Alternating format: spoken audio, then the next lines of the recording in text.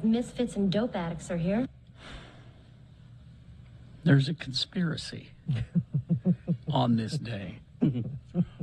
I bet you can't figure who picked that song. It's an on this day. Sure it is. In 1954, John Joseph Travolta was born in New Jersey. I saw that, and I saw, so it's John Travolta's birthday, but there was a picture of some bald guy there. I think they made a mistake. He's finally given in. He fought it and fought it and fought it. What? To being bald. He finally gave in. That was him? Today is my birthday, and my father said I can have anything I want. We could have played anything from the Pulp Fiction soundtrack because it's Travolta adjacent. But he's in it. He's not singing. Why wouldn't you play something that he's singing? Because that it's terrible. charted. That was a Billboard charting hit, and it's terrible. Katie, put it down.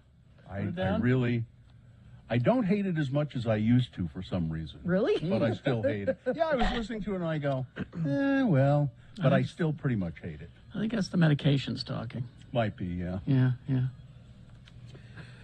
Okay, and that was Olivia Fig Newton John. Olivia Neutron Bomb, Bill. Right. Well, let's have the weather now, shall we? Yeah.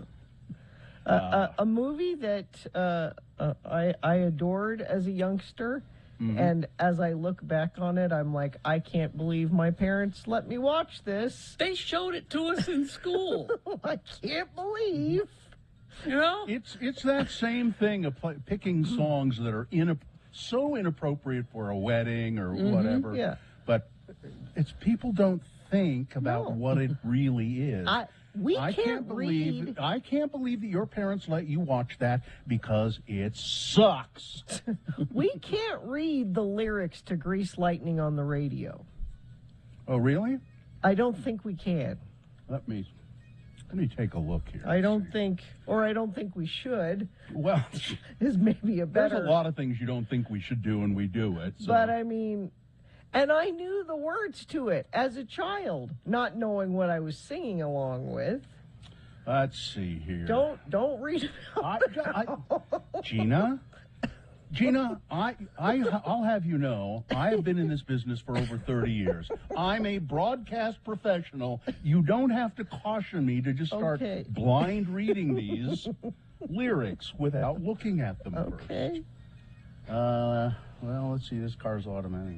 The first stanza's fine. You got to skip down. Fuel injection. You have 4 feet on the floor. That's okay. Yeah. Well, there's the S word right there. You know that. Well, that whole line. You know that ain't no S will be. Oh, yeah. And that there's a word that rhymes with S. But the other word you can't say. Well, you can say it, but keep reading. So you sang those lines when you were a little kid? Really? I had no idea what I was saying. Scream. Yeah. Yeah. Well, Garbage Gus was curious if there were any soundtracks from Battlefield Earth that we should have played.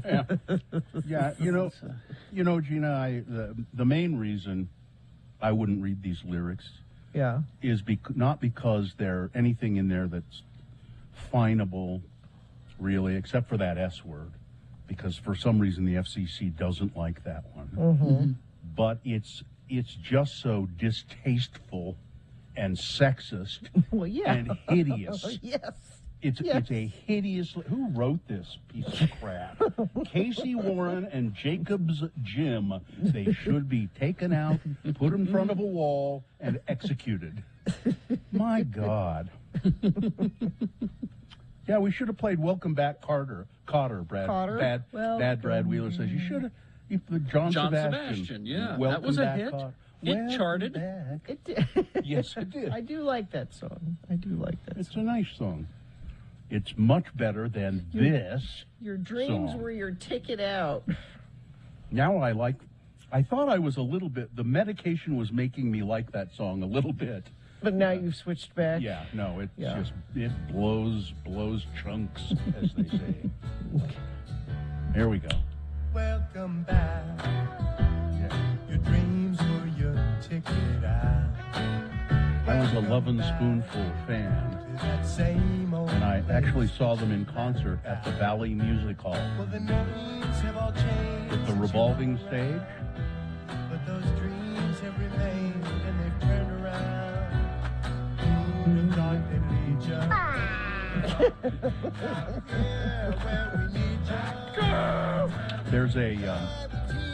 There's a John Sebastian song that is so, I mean, it's so sentimental and corny, but I love it, called Darling Be Home Soon.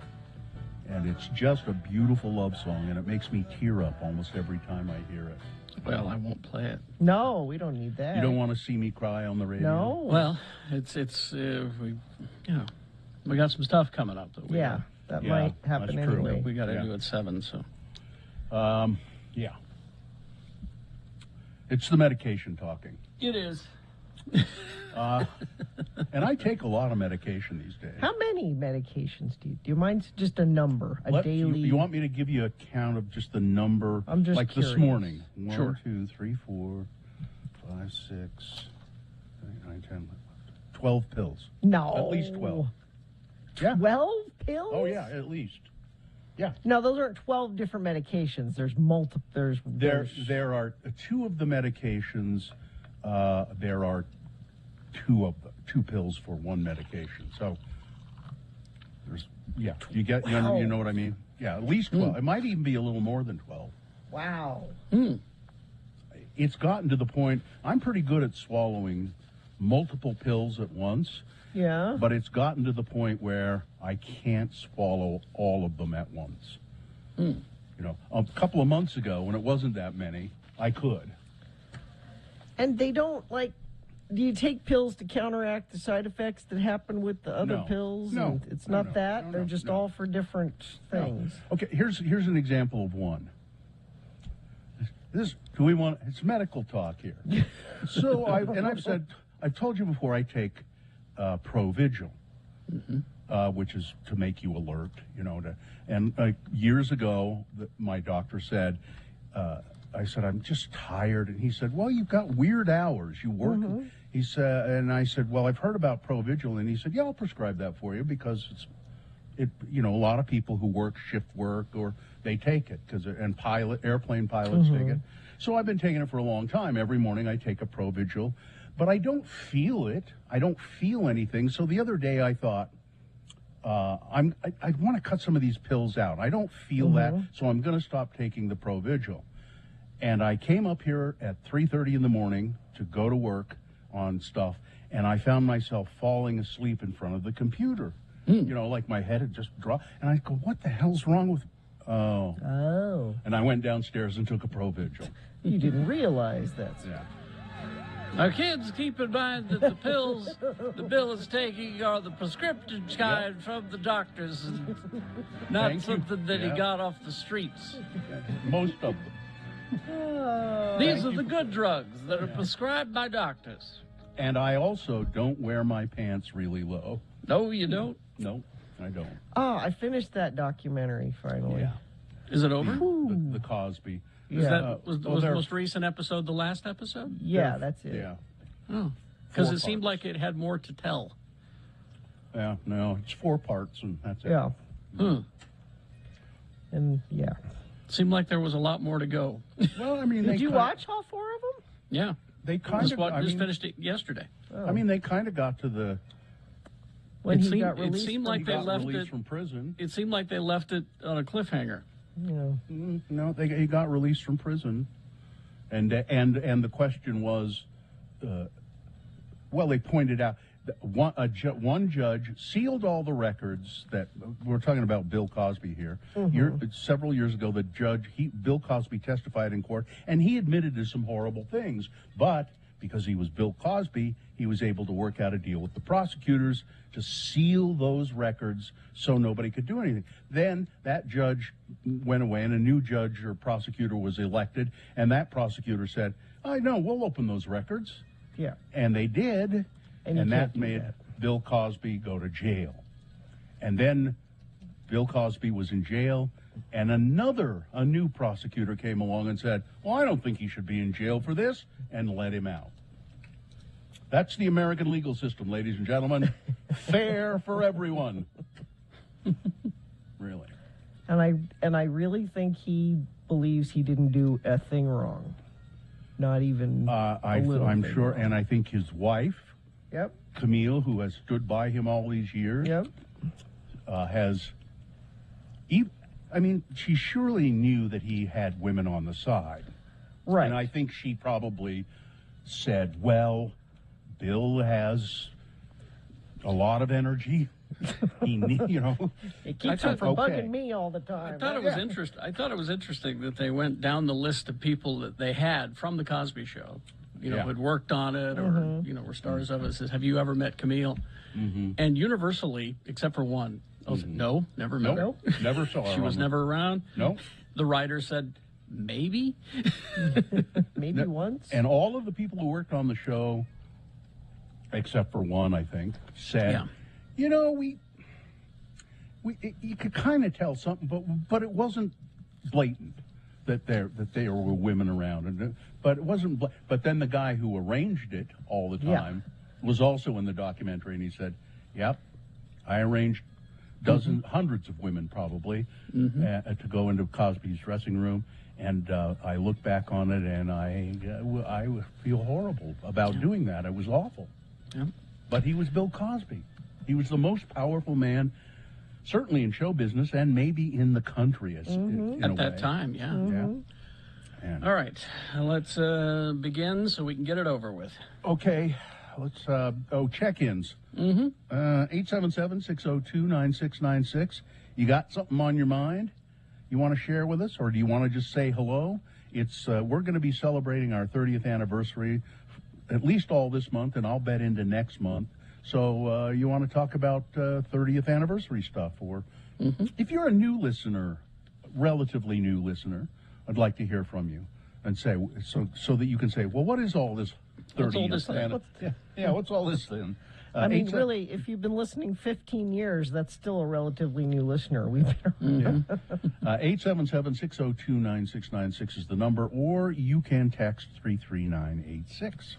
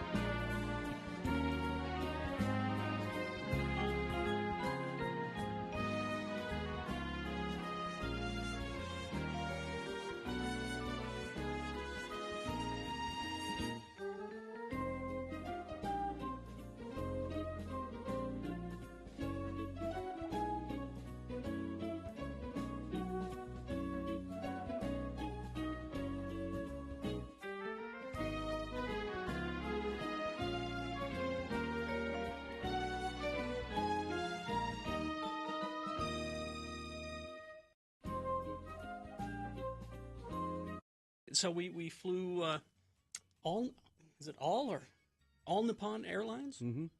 And you're saying it wrong. I'm probably saying it wrong. And how was Nippon Airlines? You remember when you used to fly and you got a meal? Yeah. Maybe two? Mm-hmm. And you were treated nicely? You were treated nicely. You got It was a special experience? actual silverware. Let me show you. Yeah. You have a picture of actual silverware? No, I've got actual He's got silverware. it with him. You stole it? Shh. Carrie. They're our allies, Gina. Yes, It's okay. Look at that. Actual metal. You believe that? All Nippon Airlines right there. A&A on the thing. So and they're little, So, Yeah. But you could do some damage with this. You could, but they don't have those concerns. This is the theme music for All Nippon Airways. Is that was playing while you're being boarding? Seated? Yeah. While you're boarding, this is It's lovely. isn't it? Though? Yeah. It's very nice. So anyway, it was amazing. Flying was actually pleasant. And you know why that is? Because those countries, Carrie, are this close to being communist. Oh, really? Well, if that's the case, we could learn from them. The government subsidizes the airlines quite heavily in most other countries. How about that? Maybe that's something that should be looked at, because everywhere I went throughout Tokyo and Seoul and Busan, the streets were clean. People had jobs. It was such. They seemed happy. They seemed happy. But I had a wonderful time. Just here it is. And this was you want to go back? This was on a loop. And you know how my earworm is. Yeah. It stayed with you. Oh, you do. You know the tune. Yes.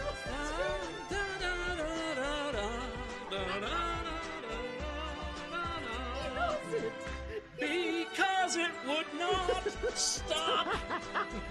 It just kept playing over and over. It's the only unpleasant experience about flying on ANA. It's the only thing.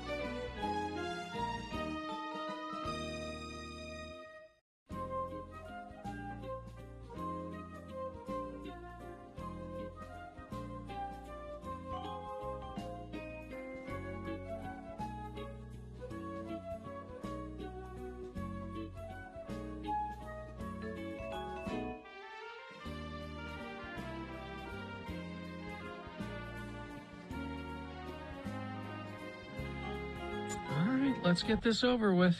We'll officially begin the program, and then please feel free to join us. 877-602-9696. That's the number you can call. Check in with the Radio from Hell show. Or you can text 33986. Gina? Demand for nurses is higher than ever. Nightingale College blends online classes with on-ground supervised field experience. Enroll now for upcoming summer semester. Visit them at nightingale.edu. As I float out here in space, I have intimate knowledge of the moon and what it's doing. Right now, it's 96.2% of full. It is a waning moon. The moon will set today at 8:30 a.m. Today being, it's Friday. It's the 18th day of February in the year of our Lord Jesus Christ, 2022.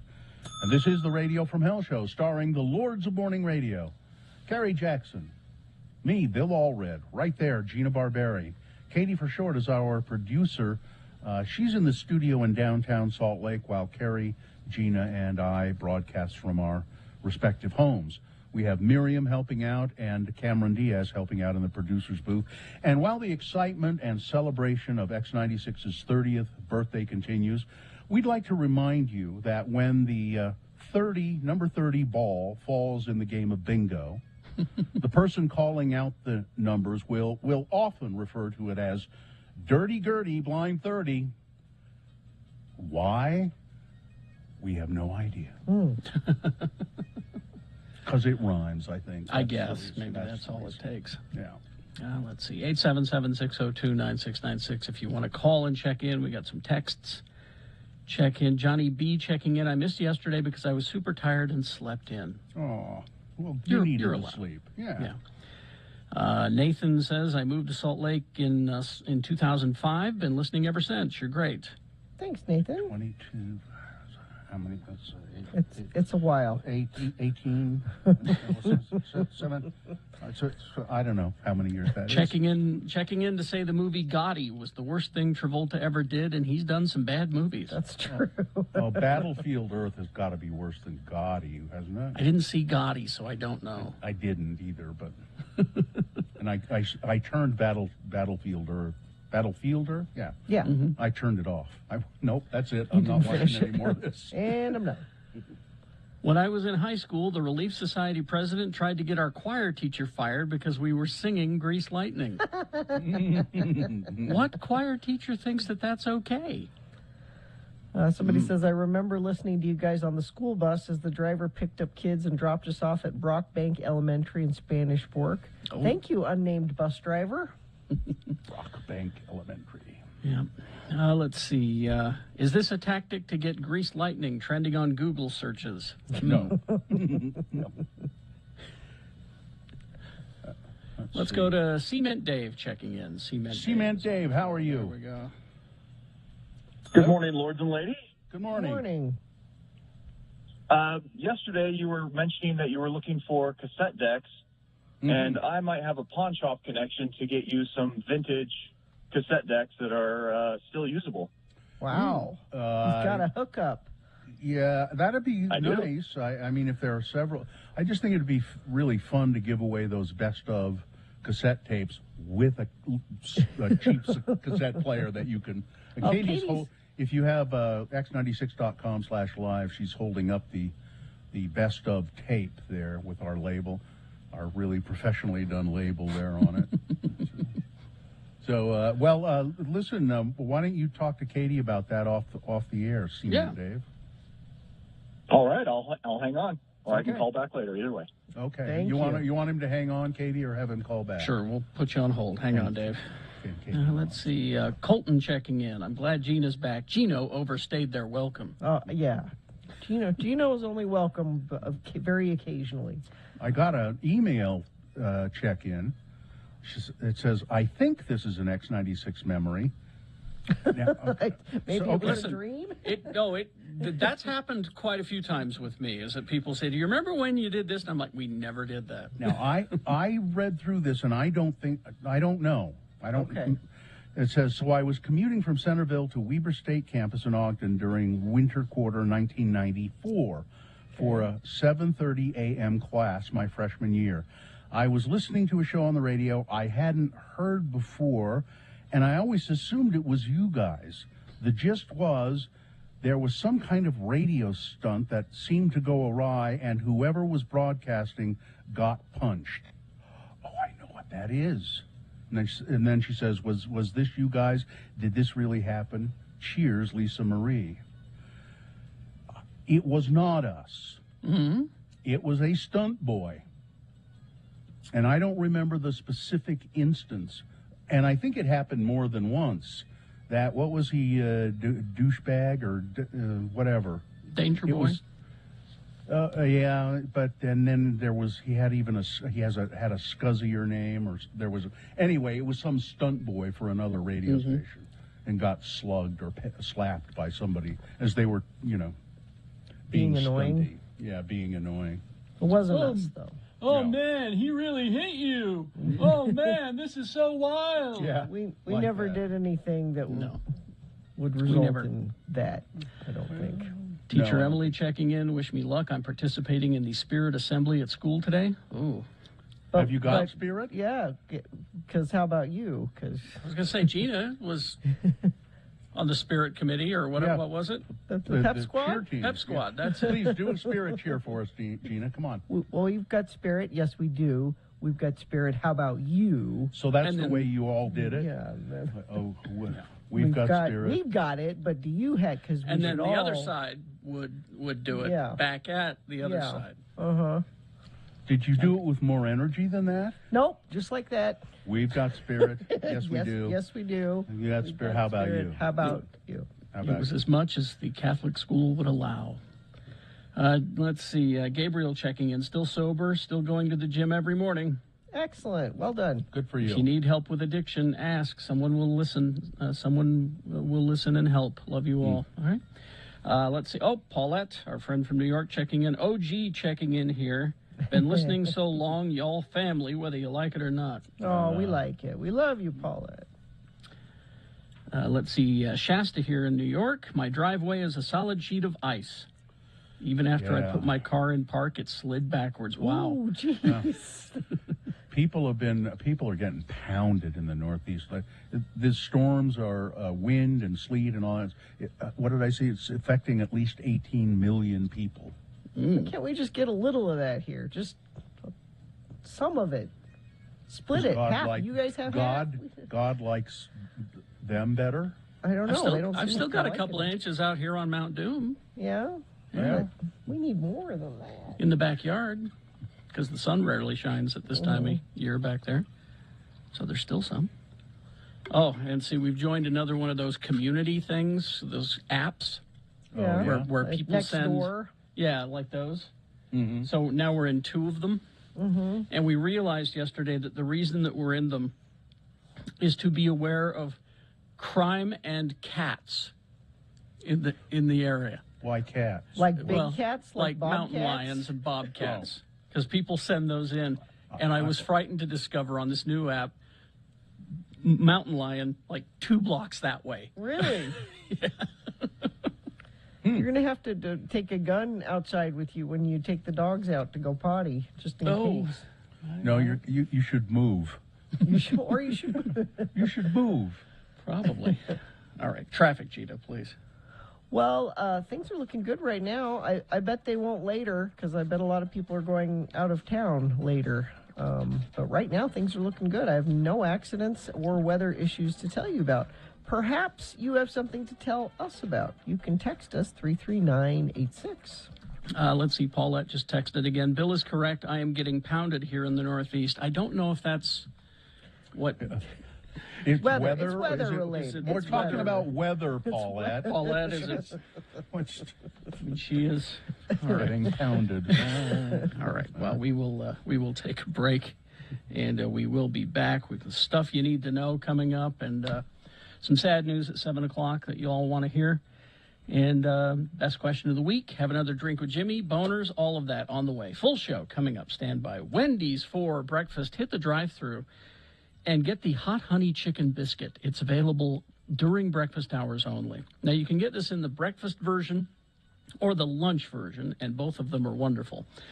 This is what it is. It's the new hot honey chicken sandwich.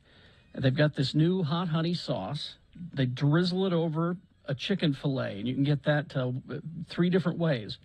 A healthy portion of applewood smoked bacon, and then you think that's enough, melty pepper jack cheese.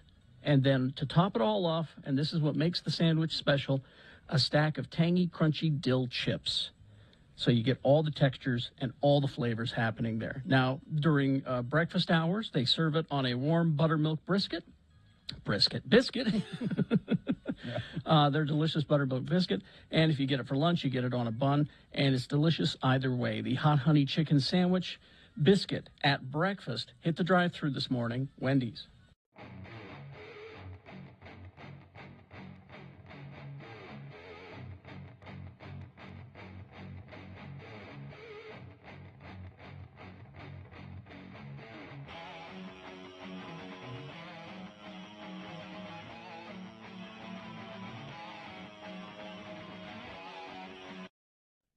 I had a bizarre experience yesterday. What? So I ordered. So I don't order a lot of stuff from Amazon, but my gosh, it's really convenient. You know? I was going to say, why not? I mean, I don't know why I don't do it more, but it's because it hurts local businesses. Yeah, I'd rather shop That's locally. the reason you shouldn't. I'd rather shop locally, but there were every once in a while there's a specialty item I can't find, or I can't find. Maybe it's a pair of some clothing I can't find the right size or whatever. So anyway, I ordered this item. It doesn't matter what it was from Amazon. And it was $10, and it was free shipping because I have Amazon Prime. Mm-hmm. So, and then the way they track the packages, man, it's really slick.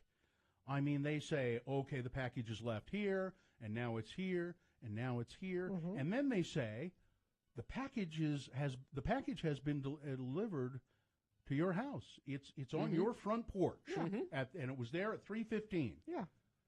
So when it said that, I went out and there was no package, and I'm looking around. I go, there's no package anywhere, but clearly it said 3:15. So I got a hold of Amazon, and they said, well, I said maybe it just got delivered. It must have just gotten delivered somewhere else, and they said, well, we'll just refund your money. And I said, well, I don't know, should I wait a day or two? Well, you could, but we'll just refund your money, and we'll give you a $5 credit for your trouble. And I said, okay, thanks. And then I thought, I'm not going to order that thing again anyway. I'll go try and find it somewhere else. So yesterday, the woman next door comes over and says, here, this was delivered to my house. Now, Amazon has already said they're going to credit my account for $10. So she comes over and says, here, this package was delivered here accidentally. It's for you. It's the missing item. So my decision then is, do I keep it and steal $10 from Amazon? Or no, I don't. Now you're on record. Right. Well, this is the radio bill? So I say to myself, no, of course I don't. And I called them. It was such a hassle to get them to take $10 back from me. I was on the phone for a half an hour. It's like they couldn't figure out how to do it practically. Nobody's ever called to give us money back. I said, I just don't want to cheat you out of this $10. Okay. It's like we're not used to people. It's just $10. Doing the right thing. I mean, I was on hold for 20 minutes while this woman tried to figure out how to. She wasn't quite. So either she was inept or it just doesn't happen. I don't know. But what a hassle to to give them back their $10. And I hope I still get my $5 credit. I'm sure you will. I hope.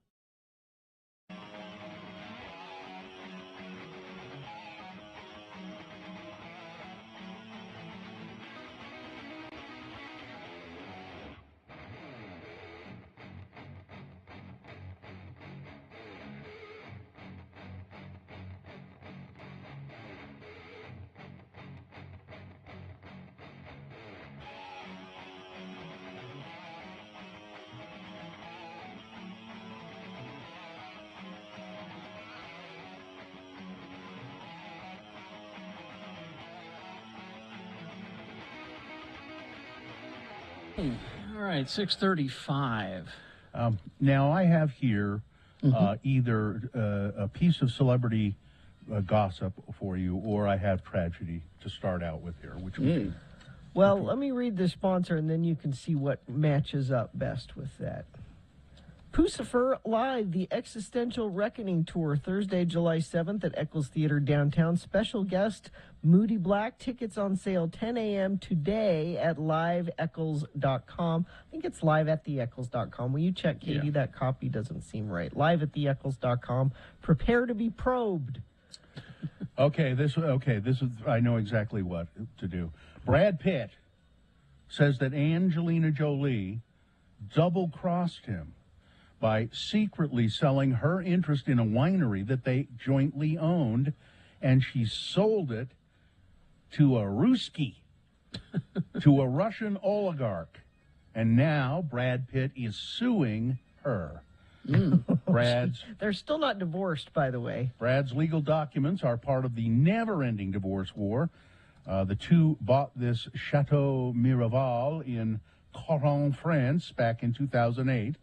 Brad says he invested a ton of money and time in the winery over the years, although he acknowledged Angelina did plunk down 40% of the $28.4 million purchase price. But Brad says he alone made the winery successful. He worked there. He went and did stuff there. By 2013, she wasn't doing anything with it. So he claims that they always had an understanding, at least while they were on speaking terms, that neither of them could sell off the interest without the other's consent. Listen, Brad was stomping the grapes. He was putting the labels on the bottles. Exactly. I know he built a sound studio out there. I think I keep thinking she's the bad guy in all of this. I know. I've pivoted. I'm Team Brad now, I think. Oh, I think most people are. Saturday Night Live has revealed its next 3 hosts. On Thursday, the NBC sketch series, it says here. This is written for people who have just landed on this planet from outer space. They have John Mulaney, Oscar Isaac, and Zoe Kravitz as the upcoming hosts. Musical guests. A band I thought they swore they'd broken up, LCD Sound System, Charlie XCX, and Rosalia are the musical guests. Oscar Isaac there to promote his Moon Knight TV series on Disney Plus. And Zoe Kravitz there to promote that she's Catwoman. The Batman. Oh, now, look, you guys playing Wordle, that little Wordle. And everybody's whining and moaning. No, now that the New York Times has it, they made it too hard. Yeah. They made it too hard. Yeah. The New York Times says, and they are the paper of record, you know. They don't lie. They said, we haven't done anything with it. It is exactly the way it was, except it says New York Times. So I do it every morning, before we go on the air. That's my wake up my brain thing I do. And today I had to stop. I'm like, well, Bill, you can't believe the New York Times fake news. I've got the documents right here on Hunter Biden's laptop. It has seemed harder to me. I didn't get it yesterday. Oh, you didn't? I did 6 and I didn't get it. And then when I saw what it was, I went, okay, I should have used an F instead of an H or, whatever. And so it seemed harder to me, but the Times says, no, it's just the way it's been. Tragedy, Utah native Colonel Gail Seymour Halverson. Mr. Halverson had an obituary in the New York Times today. Wow. Known worldwide as the Berlin Candy Bomber. He died Wednesday at the age of 101 following a brief illness. Mr. Halverson was born in Salt Lake in 1920. Joined the U.S. Army Air Forces during World War II. He became a command pilot. Following the war, this is getting to why he was called the Candy Bomber, while supplies and morale were in short supply during the Berlin airlift, Mr. Halverson continually dropped candy from his plane for the children of Berlin. For his efforts and for his service, Mr. Halverson was awarded the Congressional Gold Medal in 2014. That's very nice.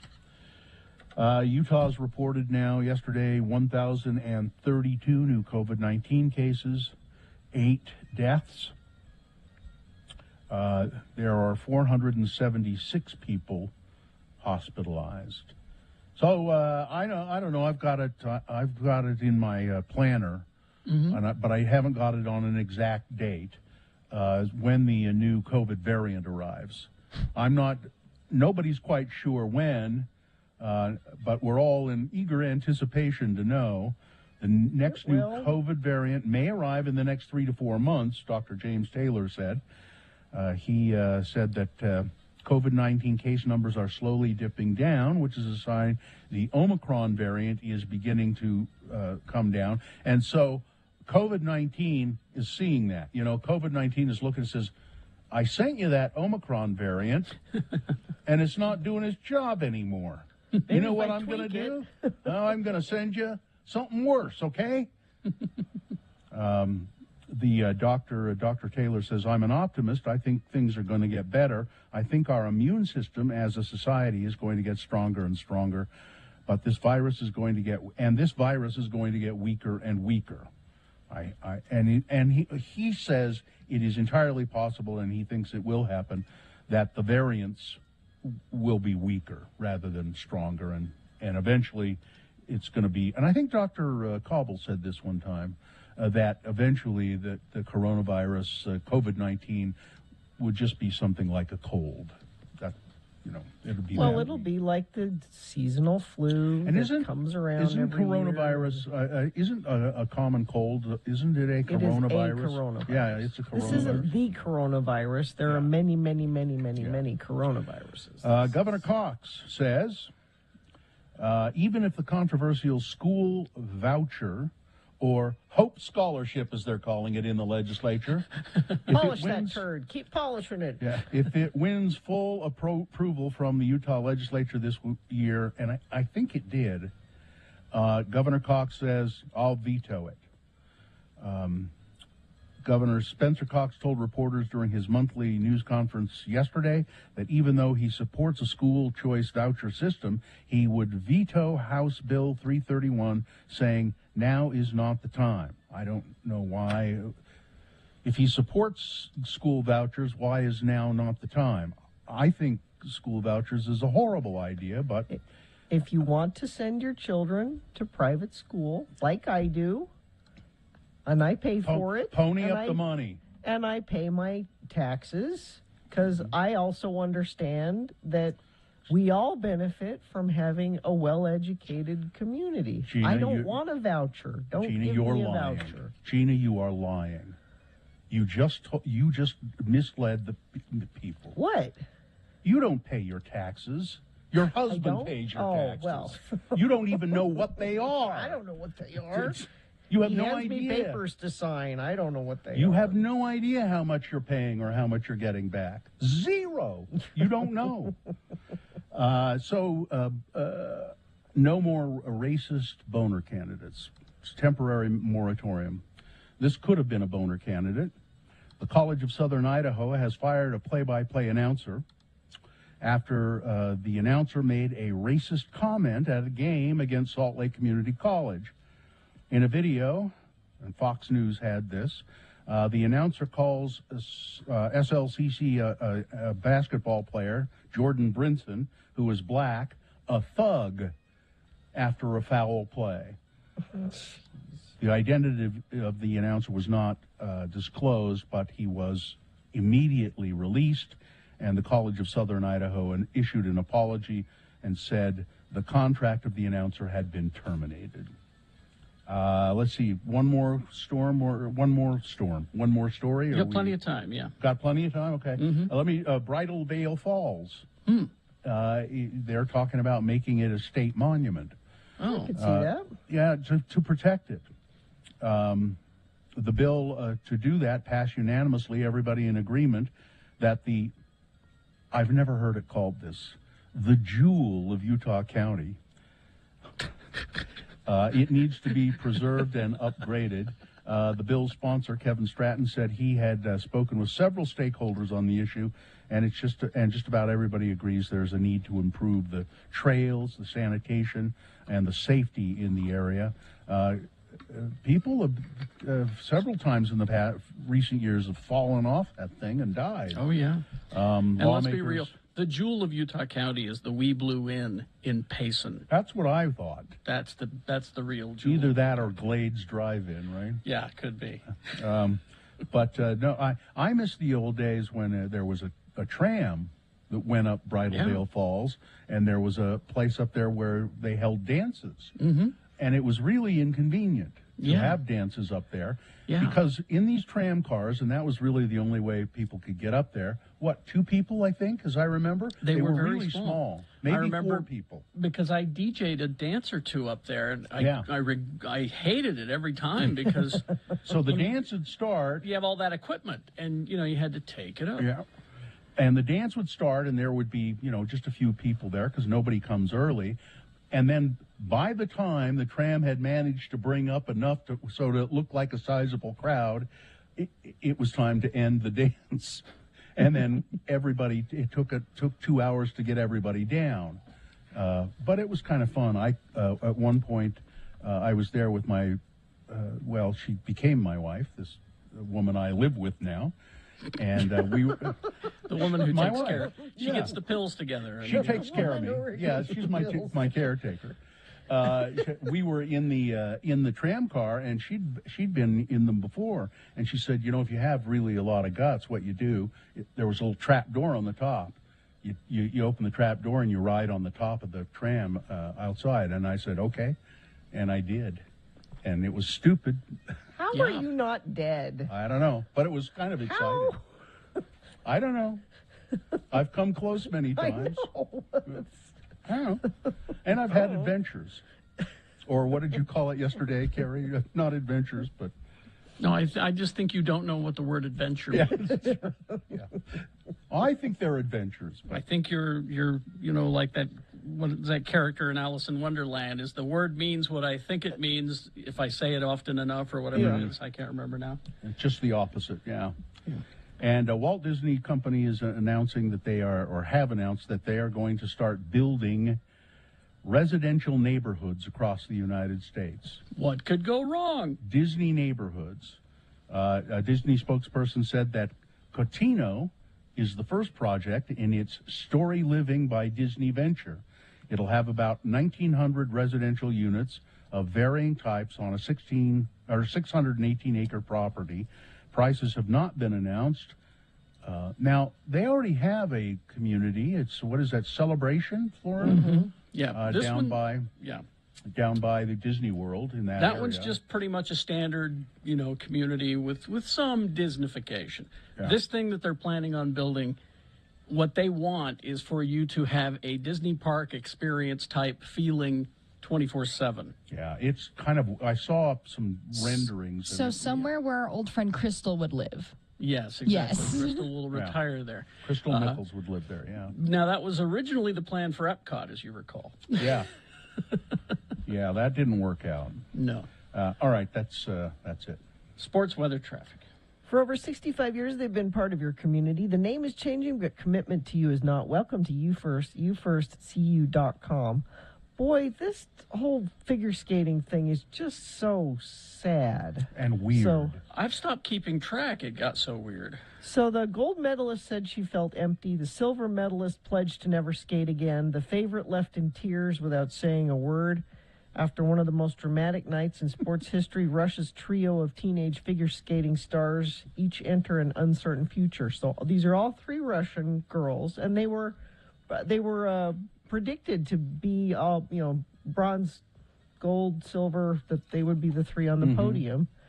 It was just a weird night. When Kamila Valieva came off, she fell like 4 times. Her coach was yelling at her, and she was crying. And these are 15-year-old kids that have spent their entire life training for this, and she was found to have, let's see, how many different heart drugs were in her system. Several. That's not her. No. That is coaches giving that medication. I would to think her. so. This whole culture is weird, though. Brewskis. And she is a beautiful skater. I was watching some of her the other day. That's one of the saddest things. She herself has worked really, really hard for this. And this is all anybody's going to remember. And it's not her fault. And people are blaming her. Do not blame her. You blame the adults around her. Exactly. For this. It's just so sad. Let's see. The Jazz are home tonight. And remember, this is their first game where there's no vaccine requirements or mask requirements at Vivint. So good luck with that. It's a 7:00 game tonight. There are mask requirements, a very small area right around the court, because the NBA. We got to protect the players. Yeah. The rest of y'all. Should tell you that you're on your own. By the way, the woman that I live with, my caretaker, yes, has texted me and said about the tram cars. Yes. Clearly, my plan to kill you did not pan out. This will be the trick. Still time. Let's see. So weather, nice today, 47 and sunny. We're even going to be warmer tomorrow, high of 53. Sunday 54, and just in time for me driving back from Las Vegas on Monday. It's supposed to snow. Super excited about that area from what? Cedar Beaver City to Nephi? God, that's awful. I am not looking forward to that. And there'll be a ton of traffic because everybody's doing the same thing on President's Weekend. So see you out there on the roads. And speaking of the roads, right now they're fine. Now would be the time to leave if you're headed out of town for President's Weekend.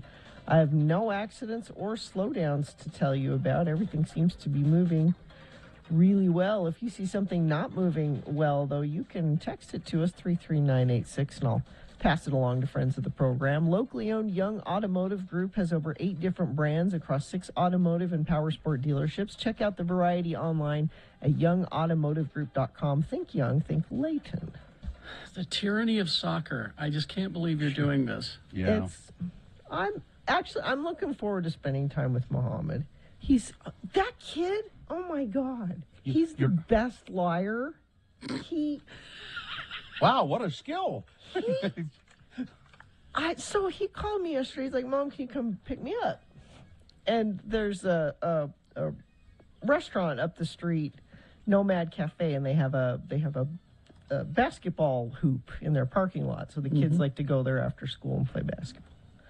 So I go by and I pick him up, and I said, do I need to get you something to eat before basketball practice? Because he had actual basketball practice. And he's like, no, I ate something. I said, what did you have? And he's like, well, there's a dumpster back behind Nomad, and I found there's a box of cereal back there that he didn't do that. It was unopened. It was an unopened box of cereal, and I ate it, and it was fine, and and I am not doing it justice what he was saying. I completely believe that he crawled in the dumpster and opened a box of cereal and ate it. And I believed him for like 10 minutes, and then finally he's like, Mom, no, I didn't crawl in that. He's got a career in law or radio. He's going to be a criminal. He's going to be a confidence man. And I said, you are a good liar. And he said, do you think I lie to you? I said, I know you do, because I'm sure you have told me things that I've believed, and you've gotten away with it. He's not the only one, Gina. Yeah. People are saying the Jazz don't play until next Friday. I apologize. Yeah, it's the All-Star break now. The Jazz wouldn't compete with AlphaCon, and that's this weekend. So, that reminds me, I got to go do some push-ups to get ready for it. AlphaCon. No, I'm sorry. I apologize. It's the 25th is when they're playing the Mavericks. That's their next home game. All right. I hope somebody gets a count of who's at or how many people actually show up for this AlphaCon thing. I'm predicting it's a bust, but I will be there standing outside the men's room, turning people away, saying a real man can hold his urine. That's what I'll be saying. All right, so there's at least one person there. All right. We'll take a break. We'll be back with some sad news that longtime friends of the program and the radio station will want to hear. Stand by for that. Also, Boners Round 1 coming up as well. BigOTires.com. Ah, yes, our friends at Big O Tires, the team you trust for your tires. They're locally owned and operated, so get to know the people at your neighborhood Big O Tire store. It's really helpful. They know your car, and they know the things that they need to do with it. And they're having a sale at Big O Tires right now.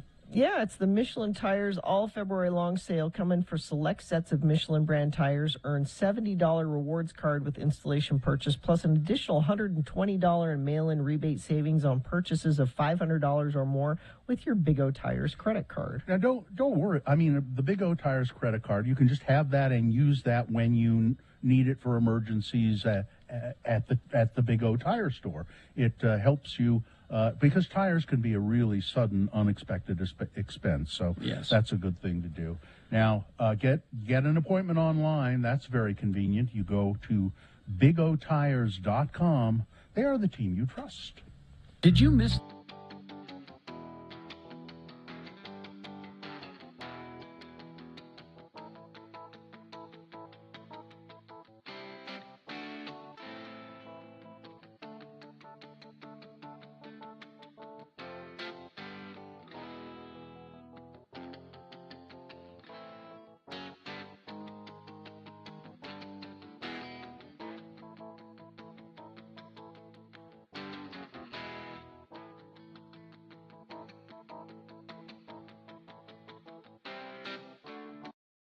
He works late a couple nights a week, and then I'm in charge of dinner. Mm-hmm. That means Olive Garden. Which is a laugh. Which me in charge of dinner is never me making dinner. It's Olive Garden.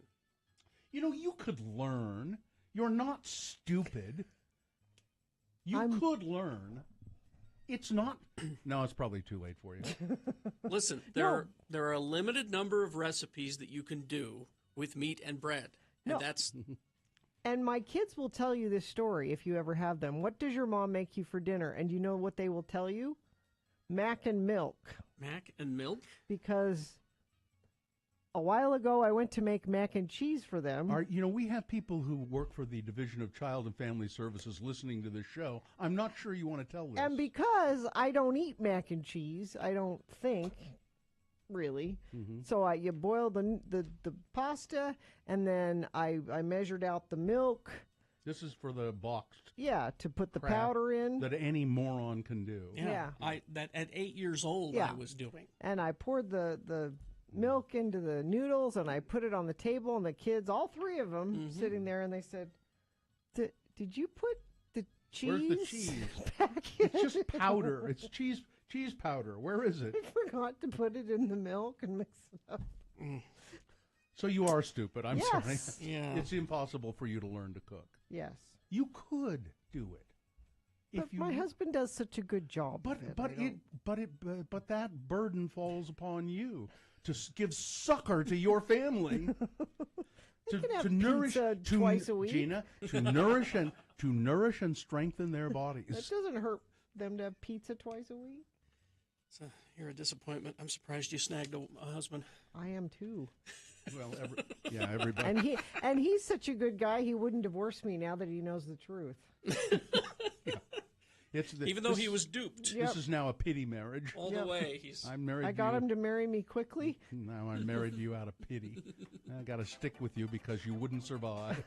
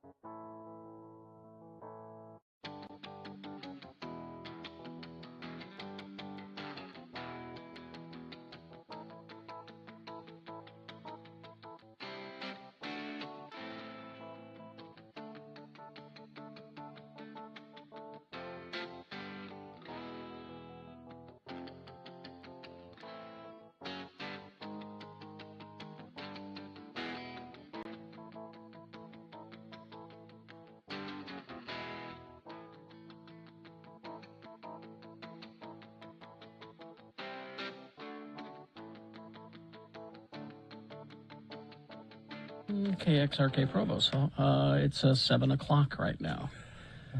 We have had many friends of the program for a long time. And some of them have been with us even before there was an X96. Mm-hmm.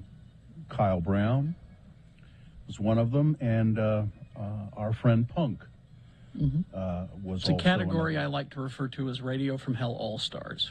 Yeah. And we have the sad news to report that Punk has finally, I guess, is kind of a hard word to use, but he has succumbed to the illnesses that have been plaguing him for years. I'll just read this obituary that his family sent to us specifically, I think. On a scale of 1 to 4, you'll need 4 Prozacs and an additional 3 Wellbutrins to make it through Punk's obituary. Punk would also recommend that you pour yourself a bowl of Star Wars cereal, grab a blue raspberry craft soda, a package of 6 Slits, and some Garbage Pail Kids candy. To his X96 family, he was known as Punk, but to his immediate family, he was known as David Leon Olson. David fought a long and painful battle with non-alcoholic liver disease. David was a proud Eagle Scout. He loved to recount tales of his 50-mile hikes and the contraband that he carried in his backpack. David is one of the few Eagle Scouts who never earned a swimming merit badge. He fulfilled many extra requirements so he could avoid getting in the water. He really hated. David graduated from Viewmont High School in 1988 and went on to earn a Bachelor's of Integrated Science degree in History, Mathematics, and Design Graphics from Weber State University. After graduating from Weber State, David Punk worked for Taco Maker and EDA as an architectural manager. David expected a high level of design. He was loved by customers and feared by contractors. Working on the Salt Lake City airport was one of his favorite projects. David was a Comic-Con nerd, an avid toy collector, and a connoisseur of music. He had more Star Wars weaponry than the Rebel Alliance and the Galactic Empire combined. True. X-96 was a very important part of David's life. David loved his role as punk, reviewing bad movies and junk food. He enjoyed the many friends and associations he had built at the station. It was always a welcome surprise over the years when a nurse or a tech recognized David's voice and asked if he was Punk from Radio from Hell. Punk sends his love to all. He is signing off. Funeral services will be February 26th. For more information, you can check Russon Brothers Mortuary online. That's RUSSON, Russon Brothers online. If you go to x96.com/live, there's a picture of Punk in his natural habitat at Comic-Con. Can we play some Punk?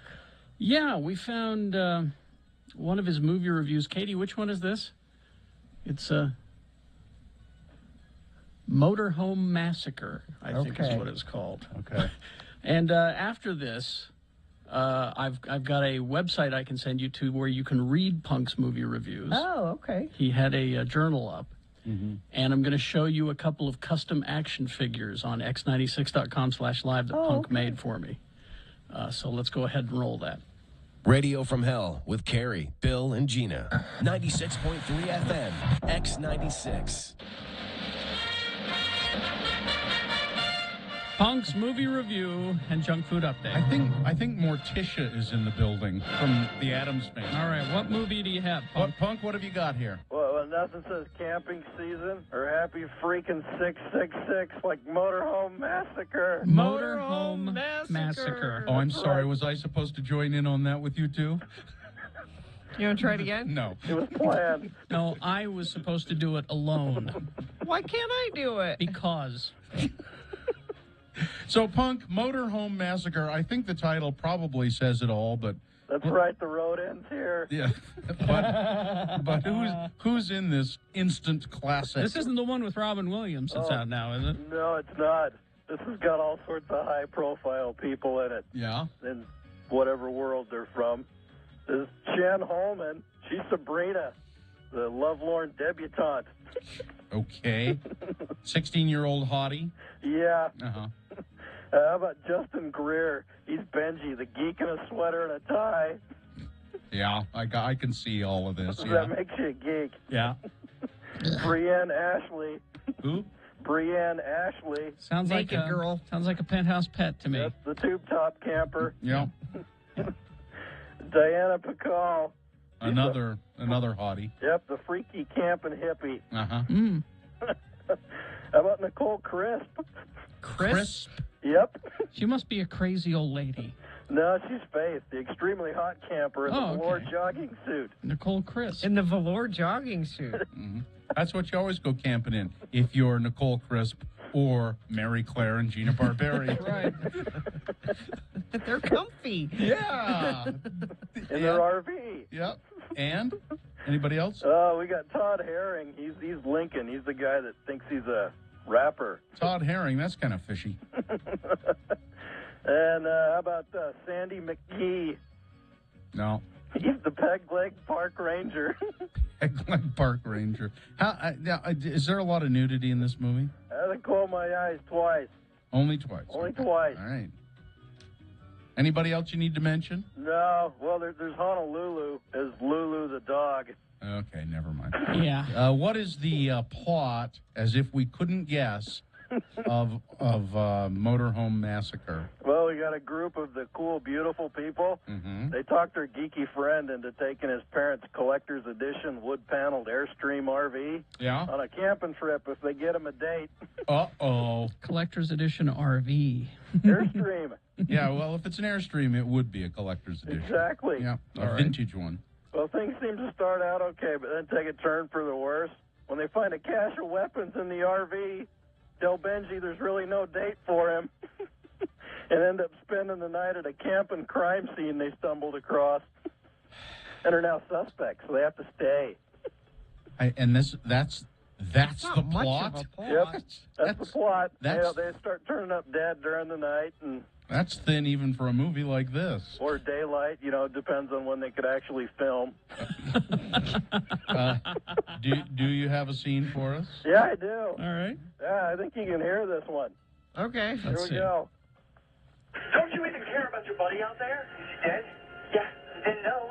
Okay, we need to get the hell out of here and call the police or something, man. Give me the keys. Aren't you forgetting something? I can get those chairs later. Now I lost the last line. I got chairs. it all. I can get the chairs later. I can get the chairs later. Okay. He looks out the window. Because your camp chairs are outside. Yeah. Exactly. How many Prozacs are you going to give this movie? I'm giving it 3 Prozacs and some singular. Yeah. For the smiley face tent.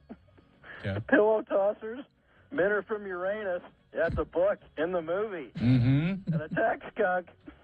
The 5-foot, 30-minute walk. Mobile home Christmas lights. A Shazam knife. French kissing the teddy bear. Getting tent staked. The report card negligee. The extended cast iron pan beaten. Machete tent pinata. That's machete, folks. He said machete. Okay. And 1 full extra Prozac. That's a total of 4. Whoa. The most blatant movie mistake ever made. What? Well, when they're inside the camper, they look quite different than when they're outside the camper, and they keep going inside the camper, outside the camper. What, like with different clothes and everything? Yep. Yeah. Different hairdos. Yeah. And I thought that they just don't care. I thought that daytime to nighttime thing at the end of X-Men was bad. Hey, they do that in this too. All right. All right, Punk, and what junk food will you have with it? So I think you need a nice pan of biscuits and country gravy. Oh, yeah. With a few Lynn Wilson's burritos. Even better. Or fish sticks. Hey, maybe even some pickled feet is necessary. Whoa, pig's feet. Exactly. Bunch of moon pies. Yeah. A bag of colored marshmallows. Uh-huh. A box of s'mores Pop-Tarts. Ooh. Some Good and Plenty. Yeah. A few fudge pops. I'm there. And yeah, this movie just screams for a 6er of RC and wild turkey. Absolutely. A 6er of RC and a 6er of wild turkey? Mini bottles. How about that? No, I'll take the full ones. 96.3 FM. X96. That was a very good example of what Punk has done for us for so many years. Beloved. Beloved. You can read. He wrote those out. He had a notebook, and he wrote them in longhand. But then he transferred them to online. If you go to punksmovies.livejournal.com, I think you have to do the https:// before that, but punksmovies.livejournal.com. And there's the whole library of them there. It was so high tech too, because the sound clip that he played from the movie, he had a cassette tape recorder. So he recorded it off the TV onto a cassette tape, and then he held the cassette tape recorder up to the microphone. That's how that high tech thing was done. Not only did Punk make the best Christmas gift giving ever. Absolutely. The best Christmas gifts ever. Even this year, he brought us gifts this year. But this is something, and I hope you're watching at x96.com/live. He did custom action figures. And I just said out loud one time, I can't remember where, I said, you know what I need? I need a Star Wars burnt to a crisp Uncle Owen and Aunt Beru action figure. And he remembered that. And it was about 1.5 years after I said that, he made one for me. If you can see here, he found, it was some Pirates of the Caribbean action figures that he customized, just these skeletons. And you can see it there. And it says on it, burnt to a crisp, Uncle Owen and Aunt Beru with real smoking action, matches not included, adult supervision required. How many points of articulation did they have? Any? I haven't opened them yet. I don't know. But if you're not watching it, x96.com/live, he took like an actual container that action figures came in. Yeah. It looks real. He customized the back as well with all the other custom action figures that he ever made. And then he'd do stats for each one of them, like the action figure package does. So its height varies depending on how much flesh is burnt off. Status, last seen on fire and smoldering out behind the Lars family moisture farm. Classification, humanoid cremains. Weapon of choice, Class A fire extinguisher. Didn't he make an action figure for you, Gina? No, that was Lee made that, I think. Lee made the Tom Barberi action figure. Oh. But then he also made me, this is my favorite one that he did. I love the Uncle Owen and Aunt Beru. This is Zango Fett. I don't know if you can see that. He's got a bottle of Zango in his hands. And he's painted in the Zango colors. Zango, whose background should be is shrouded in legend, is believed to be the first in an... Oh, no, wait a second. I'm having trouble reading. It's really tiny print, but he's the most notorious multi-marketer in the galaxy. Oh, he's got a multi-level marketing. Yeah. I You can see his badge there. Oh, Zango, it's that juice. Juicy stuff that's made of magic berries or something. Magic berries. But he made me a bunch of these, and they're all on display over there in my studio. Now, it's really Punk had a lot of medical bills and a lot. And here in the great American healthcare system, they don't care if you die; they still expect their money. And his mom, his family has to do it. Yeah, we want to help her out specifically. Yeah, we're gonna put together. Katie's getting together a GoFundMe for Punk. We will launch that soon. Like today, sometime today. I will have it up after the show as soon as I can get everything fully put together and organized, and then I'll share it on all of our social medias. Do you know yet what it's going to be like? What you look for? We'll talk about it. We'll talk about it. I'll make a big post about it, and I'll post even like a video if I need to get it some acknowledgement and stuff. It's. And we're going to be playing on Saturday morning and Monday morning because Monday we're off. We'll be playing some Punk reviews, and people are requesting them already. Oh, some that they remember. Monstered is the 18 Fingers of Death. I will give you what I can. When we did our system switch over to our new system, we did lose a lot of audio that we had in the past. So. I will collect what you text in or what you put in the chat, and I will try my best to see what I have for you. Thanks, Katie. The other thing that you might have noticed, for those of you who didn't ever hear those, Punk was a religious man. Very. He was very LDS. He was really very devout. And so he'd watch these movies, and there would be topless women in them. So you heard him say, we'd always ask him, how many times did you have to cover your eyes? Yeah. And I know him. Oh, yeah. He did cover his eyes when he saw that coming. Oh, he was very religious to the last. Yeah. All right. We love you, Punk. Rest easy. Punk. Rest easy. All right. And there's also Radio from Hell.Live Journal has some Punk stuff as well. All right, traffic, Gina, please. Crash 6 North affecting drivers exiting northbound I-15 trying to turn left going west on 6 North. Also drivers exiting from southbound I-15 trying to turn east. Only one lane is open at 6 North. It's proper moving over the freeway. That's causing people some issues. That's the only accident, though, that's being reported by UDOT.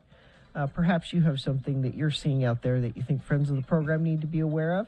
You can just send that in to us via text at 33986. For over 65 years, we've been part of your community. While the name is changing, commitment to you is not. Welcome to You First, YouFirstCU.com. Boners round 1 coming up. Here are the candidates you'll be considering in that round. Number 1, hey, he won the Super Bowl. He doesn't have to give a care. Boner candidate number 2, Are you sure you gave us your real name? And boner candidate number 3, the Idaho legislature addresses the pressing issues of the day. Boners, round 1, coming up after these. Wendy's for breakfast. Hit the drive-thru. The hot honey chicken biscuit is only available during breakfast hours. Punk was a fast food connoisseur. He always did reviews for us. I think he would love this sandwich. The new hot honey lineup at Wendy's. Now, you can get this as a sandwich at lunch, served on a bun, or at breakfast, served on the, I'll try to say it right this time, the warm buttermilk biscuit. So this is your choice. It's a wonderful, bold new hot honey sauce drizzled over a spicy chicken filet. Then they throw on some applewood smoked bacon. Then they put on a layer of pepper jack cheese. And then the best part, the stack of tangy, crunchy dill chips. That really sets the sandwich apart. So you get all the textures and all the flavor in there, and you're going to love it. The hot honey chicken biscuit for breakfast. You're going to love it. It's savory, it's bold, it's sweet. It's got all of the flavors and textures there. You're going to love it. The hot honey chicken sandwich or biscuit at breakfast at participating U.S. Wendy's. Hit the drive-thru.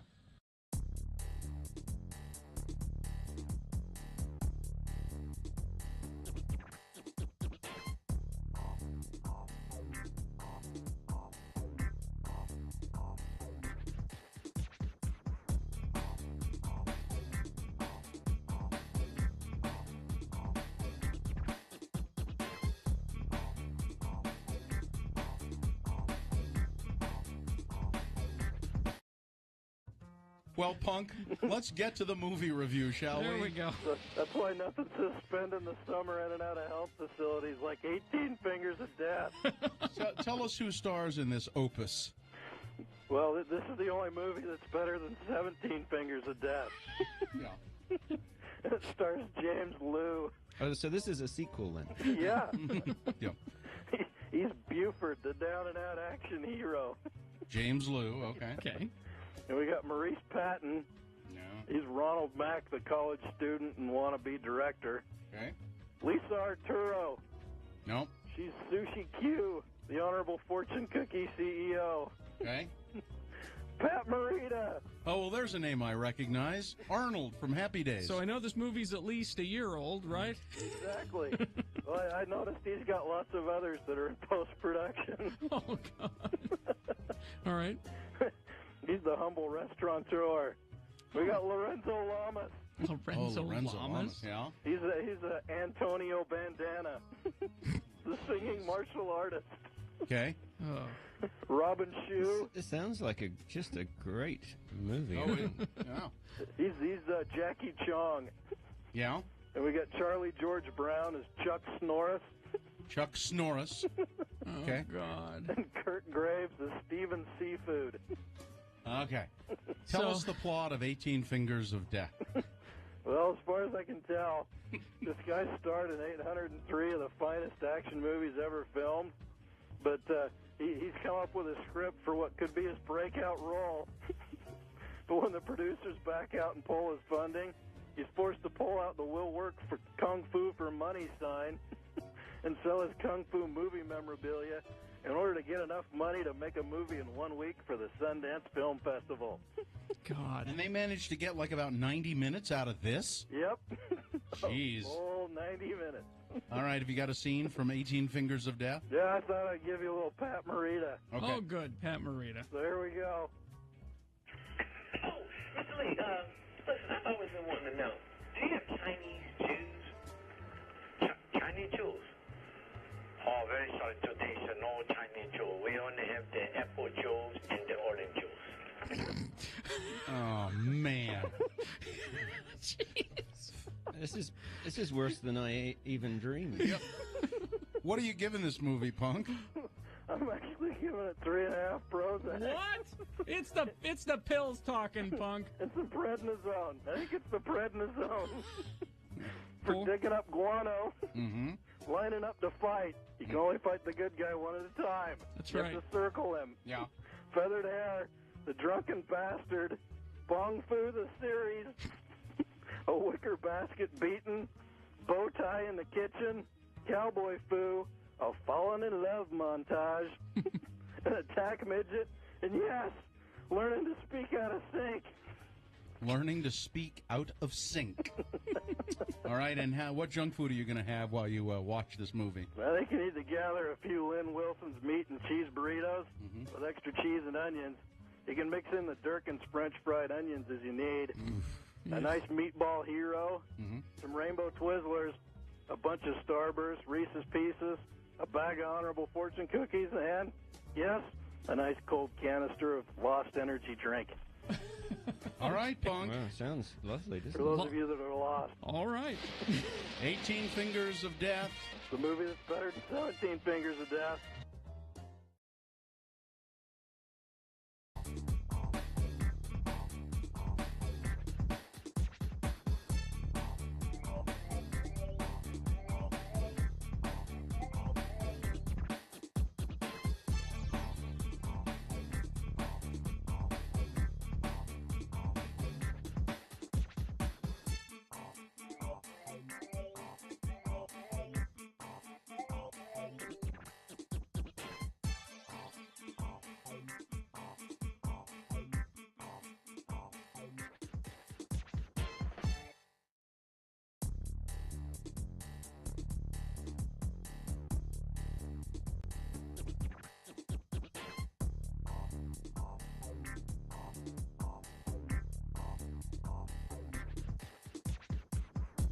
All right, 7:24, and it is time now for round one of your boner voting. Presenting 3 news stories. These are examples of bad, stupid, or funny human behavior.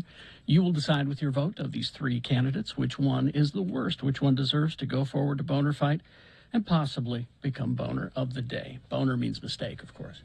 Of course, if it wins here, this is the round 1. This isn't boner of the day yet. We're going to do this again at 8:20 with 3 more candidates. We'll get another winner there. Winner of each round goes against each other at 9:20 this morning. That's when you'll vote for boner of the day. That's when boner fight happens. And then after that, Dave Mattson will announce boner of the week. Dave, the flower guy, will just tell us. So here we go. 2 candidates now, a third here in a bit. Once you've heard all 3, you'll vote, and one of you lucky random boner voters will receive tickets to Utah Presents groundbreaking play Nassim this March 1st through the 5th at Kingsbury Hall. Each night a new actor joins playwright Nassim Soleimanpour on stage, while the unseen script waits sealed in a box, including a performance on March 4th from X96's own Gina Barberi, it says, right? I hope she's well enough to do it. I hope so, too. Here's boner candidate to number 1. Hey, he won the Super Bowl. He doesn't have to give a care.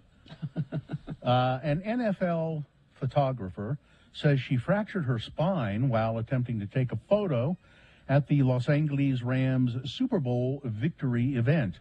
I'm waiting at the ER for my x-ray results. Both my cameras are broken, but I'm okay, said NFL photo editor Kelly Smiley. She said, unfortunately, the x-rays show I've fractured my spine. Now, I saw the video of this. It captured the moment that Ms. Smiley fell. Now, the quarterback, Stafford, what is his first name, Matthew? Matthew. Yeah, Matthew. So she is taking photos, and there's a kind of a crowded stage, and she is taking photos of Stafford and his wife. And I guess she's standing right on the edge of the stage, but her back is to the stage. And she steps back to get a little better, and she steps off the stage and and I don't know how far that fall was, but even if it's really only far, it backed up, and it was. Yeah, I mean, but even if it was only a couple of feet, that would still be very, And Matthew Stafford is looking right at her when she just disappears out of there, and then he turns around and walks away. Now he pulls a face. He's like, "Oops," and then like, "I'm getting out of here." Saw her. It's not that he didn't. Oh no, he was looking right at her, and then his wife, to her credit, went, "Oh my God," and started to go to help, but he just went, "Big deal," and walked away. Actually, I don't know why I'm so upset about that. He won the Super Bowl. He can do that kind of stuff if he wants to. Boner candidate number 1. Here's boner candidate number 2. Are you sure you gave us your real name? A wanted man who gave cops a fake name to avoid arrest was busted after officers spotted a crucial clue. Matthew C. Bushman was being questioned by police after being reportedly involved in a forgery case. The Illinois man already had a warrant out for his arrest, and so he was trying to put officers off of his tracks, and he gave them a fake name and a fake date of birth. But the officers were suspicious of this fake name. Now, it doesn't say what the name that this guy gave him. They were suspicious of the name that Mr. Matthew Bushman gave them because he has a neck tattoo that says Maddie B. It kind of is like right a little, here. Yeah, right over his Adam's apple, and it's kind of letters strung in a half circle. Maddie B. Matthew Bushman. So the officers the fake name, and then they're looking at that going, So that's your real name, huh? They pretty well figured it out. He was arrested. He not only forgery, but now obstructing justice because he lied about his name. Boner candidate number 2. Are you sure you gave us your real name? Coming up in a moment, boner candidate number 3. The Idaho legislature addresses the pressing issues of the day. Boners, round 1. Candidate number 3 coming up here in just a few moments. I have tragedy. Oh? Beverly Ross has died. Well, let's sponsor the tragedy, I guess. Are you searching for Pokemon? Locally owned Haster Games has the best selection of Pokemon, Dungeons & Dragons, Magic, and more. Shop online at hastergames.com or visit the store. 6831 South State. Curbside service is available. Beverly Ross was 87. She died of dementia in the hospital, said her nephew. She was a teenager, just in high school, when she started hanging out at the Brill Building in New York, where all the famous songwriters were. She wanted to be a songwriter, and she had a hit song when she was still very young, Lollipop. It was My Boy Lollipop, makes my heart, just a little poppy, nice little song. She had a hit. She wrote several other songs that were hits. But the interesting part of this career is this. I was reading through it. She co-wrote songs for stars like Elvis Presley, Roy Orbison. But a few years later, she met Phil Spector. And by her telling, in 1960, is that Lollipop? It sounds like. Mm-hmm. Boom, boom, boom. Lollipop, lollipop, oh, lollipop. Nice little pop song. So she met Phil Spector, and the two started working on song ideas, and they cut a demo tape and confided in each other about troubles in their families. And Beverly Ross introduced Phil Spector to a lot of the big players in the music industry because she was already successful. And while they were tinkering with a riff together one night, Ms. Ross said, Phil Spector suddenly declared that he had business to attend to and ran out the door. She never saw him again, but she was shocked to hear that riff that they had been working on Stole it. in the hit song Spanish Harlem by Benny King. Stole it. Phil Spector used the riff without giving her any credit. He and Jerry Lieber were the credited writers, and from then on she said, I will never work with that ass again. She avoided him always, and I think she was probably happy when he was sent to jail for shooting a woman in the face. Anyway, she should have got money for that. She should have. I just thought that was a fascinating story, and it tells you from the very beginning, Phil Spector was a turd. Yeah. And Elvis Presley mentioned in there. I would advise you all to take a look at the trailer for Baz Luhrmann's new movie.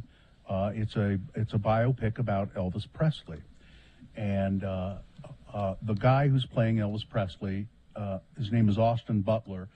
And he looks like I don't know who he is really, but it looks like he's going to be excellent. He doesn't look exactly like Elvis Presley. That was my problem with it. Oh, it doesn't matter. He has the moves. My God, That guy's got the moves. But what's really cool, Elvis Presley's longtime manager, Colonel Tom Parker. And I didn't realize, it took me a second to realize who that was. He's sitting there. He goes, Mr. Presley, I would like to manage your career. It's Tom Hanks behind all kinds of prosthetic makeup to make him look fat. Make me out to be the villain of this here story. Okay. I'm in. He sounds good, and he really has the moves. So it's Baz Luhrmann, Elvis. Yeah, that's Tom Hanks narrating. He's a young singer from Memphis, Tennessee. Give him a warm hayride welcome. Mr. Elvis Presley. There you go. The Salt Lake Tribune is reporting the number of new COVID-19 cases almost doubled in the past 2 days, but the cases remain a fraction of what they were the high numbers reported a month ago. The Utah Department of Health reported 1,392 new COVID cases on Wednesday. That's 621 more than it reported on Tuesday, 732 more than it reported on Monday. However, that number of new cases has been under 2,000 per day for at least 7 days in a row and 10 of the last 11 days. So that would indicate that positive tests are trending down. A complaint filed against a Provo doctor is alleging that while he worked as an OBGYN, oh, you know where this is going. I don't like this. I don't want to hear anymore. Sexually assaulted many of his patients over the course of 30 years. Wow.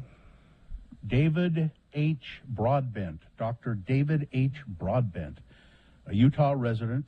He has owned a private practice in Utah County located very close to student housing for Brigham Young University and Utah Valley University since the 1980s. In the complaint, 4 women have come forward to say that between 1996 and 2018, when they went in for their appointments with Dr. Broadbent, he sexually abused them instead of providing them the care that they needed.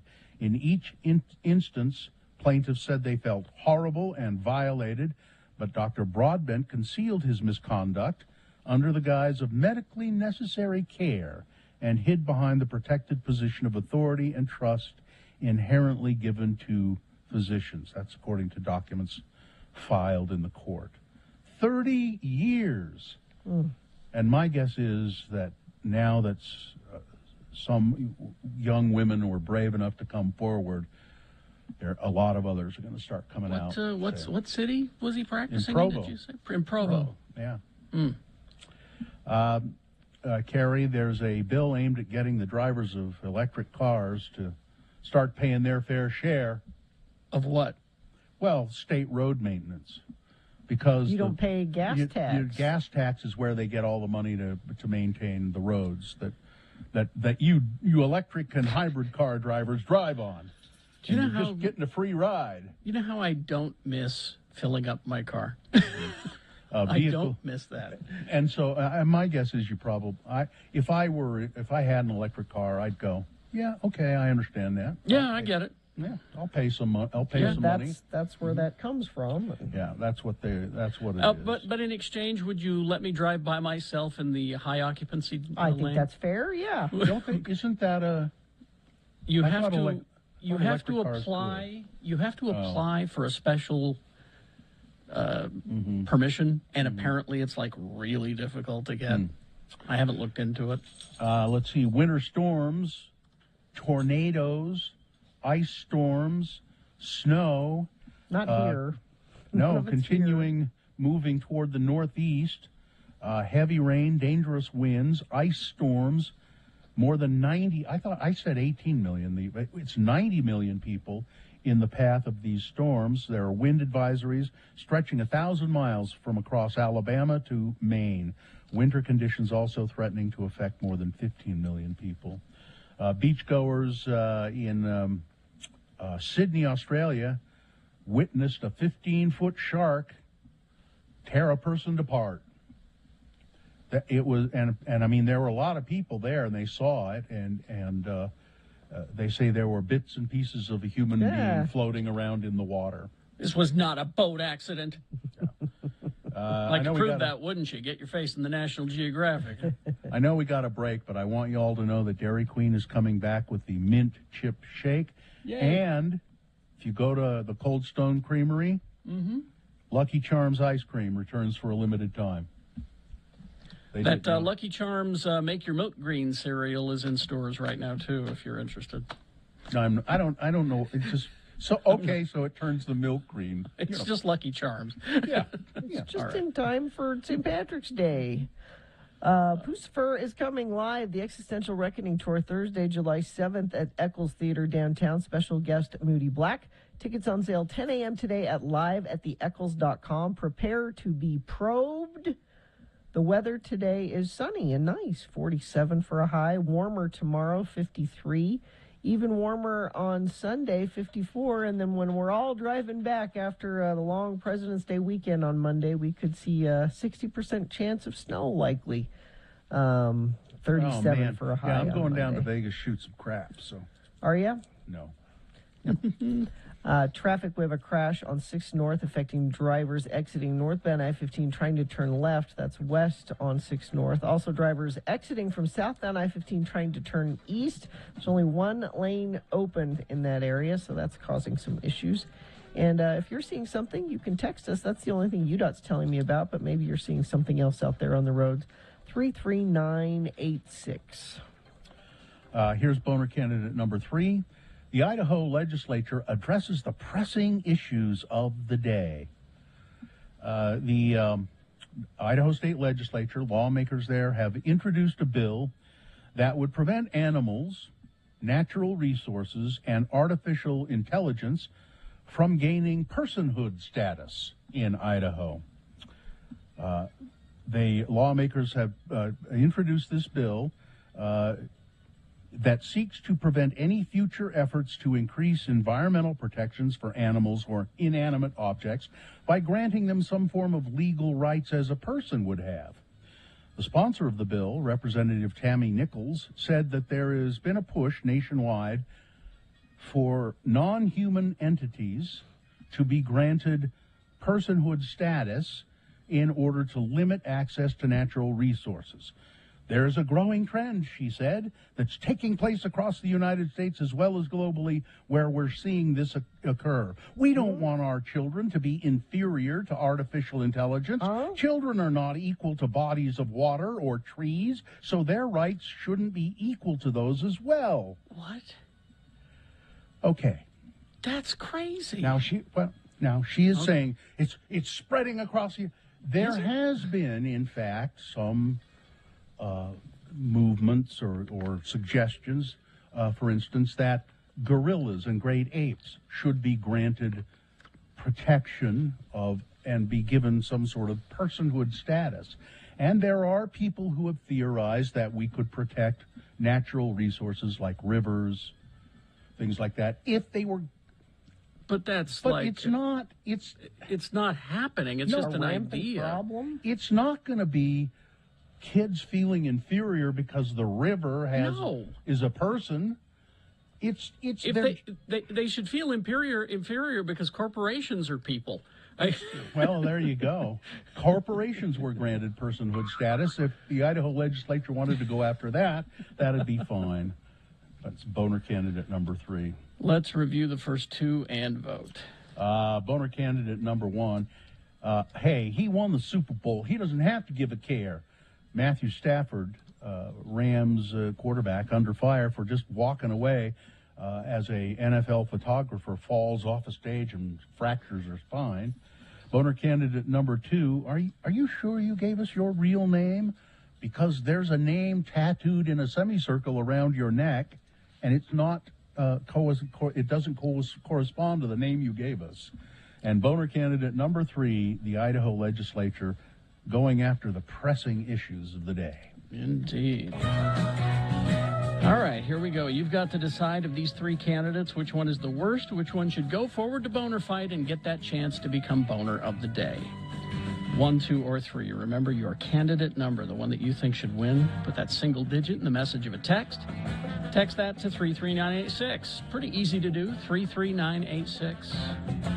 Computer counts it for us if you do it that way. The folks in the producer's booth will take your voice vote and count it on a piece of paper, really high tech with your voice in there. 877-602-9696. Or you can go online, x96.com. Look for the box that says boner voting February 11, 2020. That's not right, is it? No. Oh, my. The 18th. February 18th. My sheet says February 11th. February 18th, 2022. And vote there. If you don't see that box, refresh your browser. It'll appear. All right. We've got Have Another Drink with Jimmy coming up. Best question of the week, all on the way. Time to vote for round one of your boners. Go.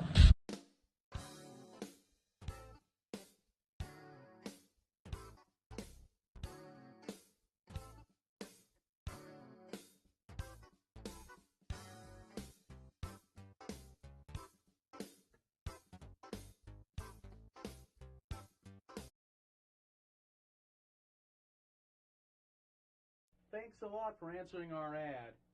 Look, we've got a lot of other people to interview, so we'll just let you know, okay? Loser. God, what a bunch of no-loads. I mean, we haven't had one single applicant that I'd even consider hiring. Why are they so bad? I just think it shows you the quality of people who read the paper. Yeah. Losers, all of them. I don't know. Maybe it's the way the ad is worded. How does it read? I think I wrote it just the way we talked about. Look, here it is. Okay. Oh, listen. We need a new stalker.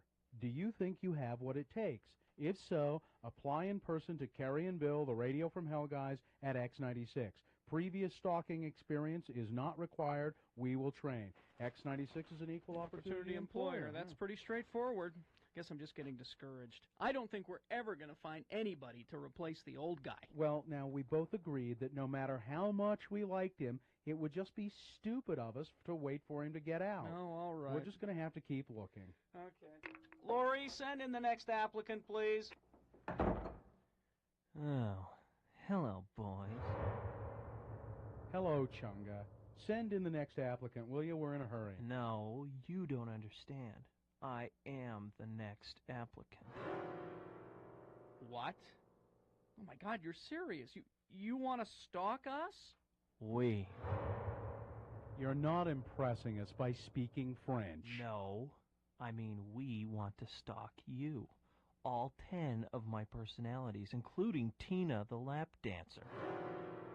Let's look at this logically, boys. I'm already on the payroll. I know your phone numbers and where you live. And I can gut and skin a rabbit in less than 2 minutes. And you guys probably don't know this, but I've seen both of you naked. Lots of times. And, well, I love you. Hey, that wasn't bad. What do you think, Bill? He's creeping me out. Well, let's try the phone test. Okay. All right, pretend that it's 3 a.m. There's a thunder and lightning storm going on. My phone rings. I pick it up, and it's you, Chunga. What do you say? Hello, Bill. Want to go to a jazz game? No! Doesn't work. No. Try again. Phone rings. I pick it up.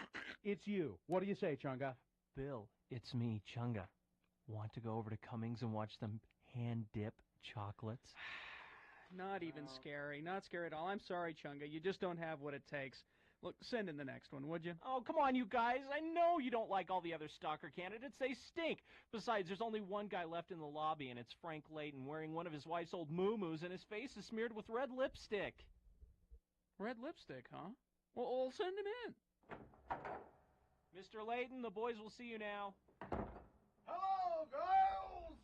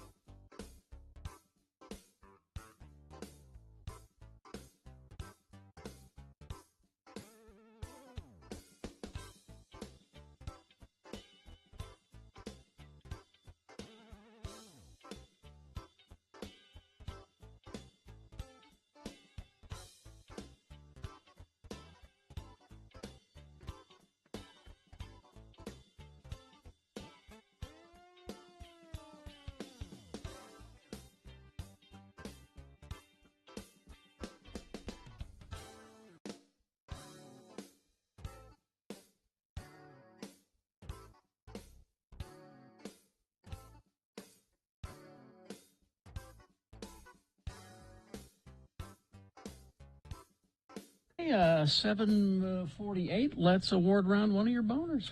Round one of the boner candidates is brought to you in part by Sloppy Janes.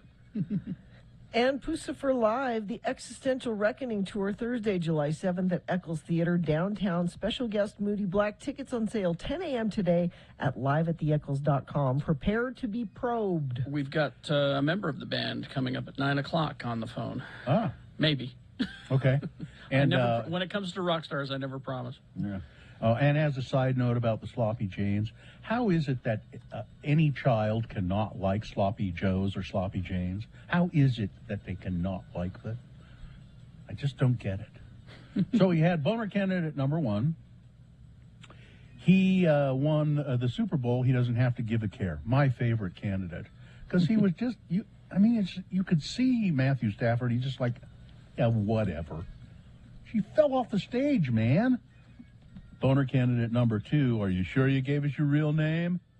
Nobody cared about that one. 5 people. 5 lone people. Boner candidate number 3, the Idaho State Legislature worrying about giving personhood to rivers and trees. And it's not a pressing problem, folks. No. Molly won tickets to see the play that Gina's in.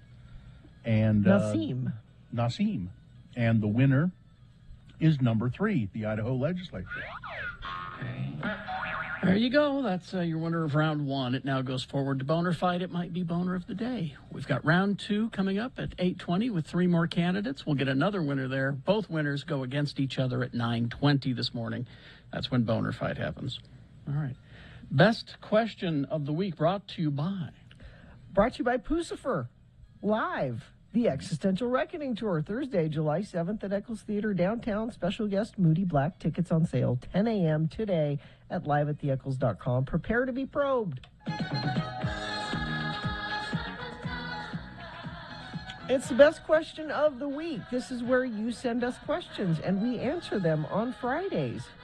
We may even have a prize to give you if we read your question. Oh, yeah. I think Katie has some Radio from Hell mugs, perhaps we could give you. Mugs, I got tote bags, I got... So which question would you like to answer, Gina? I don't know. Katie's going to read the question. Well, I wanted this one to be answered last week, but we didn't have time to get to it, so we're getting to it. Okay. If you could choose to either be able to speak and understand all human languages or be able to speak and understand any and all animals, which would you choose? Well, that's obvious.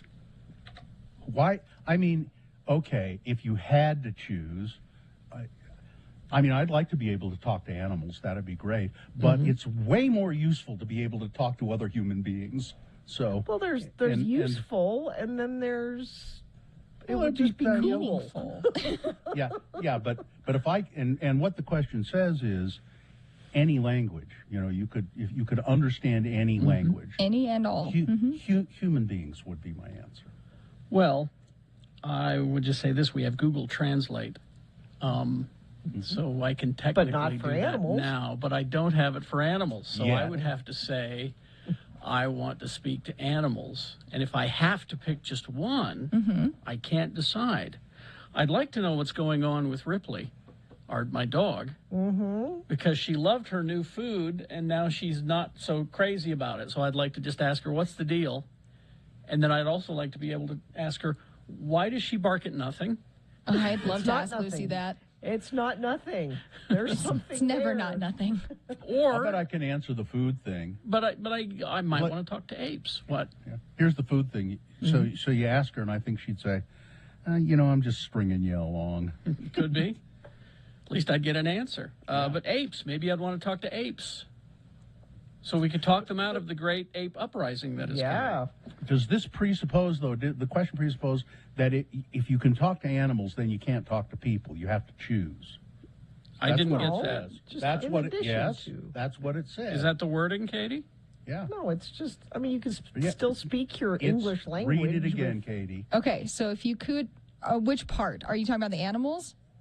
I'm talking about the whole question. If you could choose either to be able to speak and understand, yes, choose. Wait you a have second. to choose Finish one or the the sentence. other. You interrupted her. Finish the sentence. If you could choose to either be able to speak and understand all human languages or be able to speak and understand any and all animals, which would you choose? Which would you choose? See, that wasn't clear to me.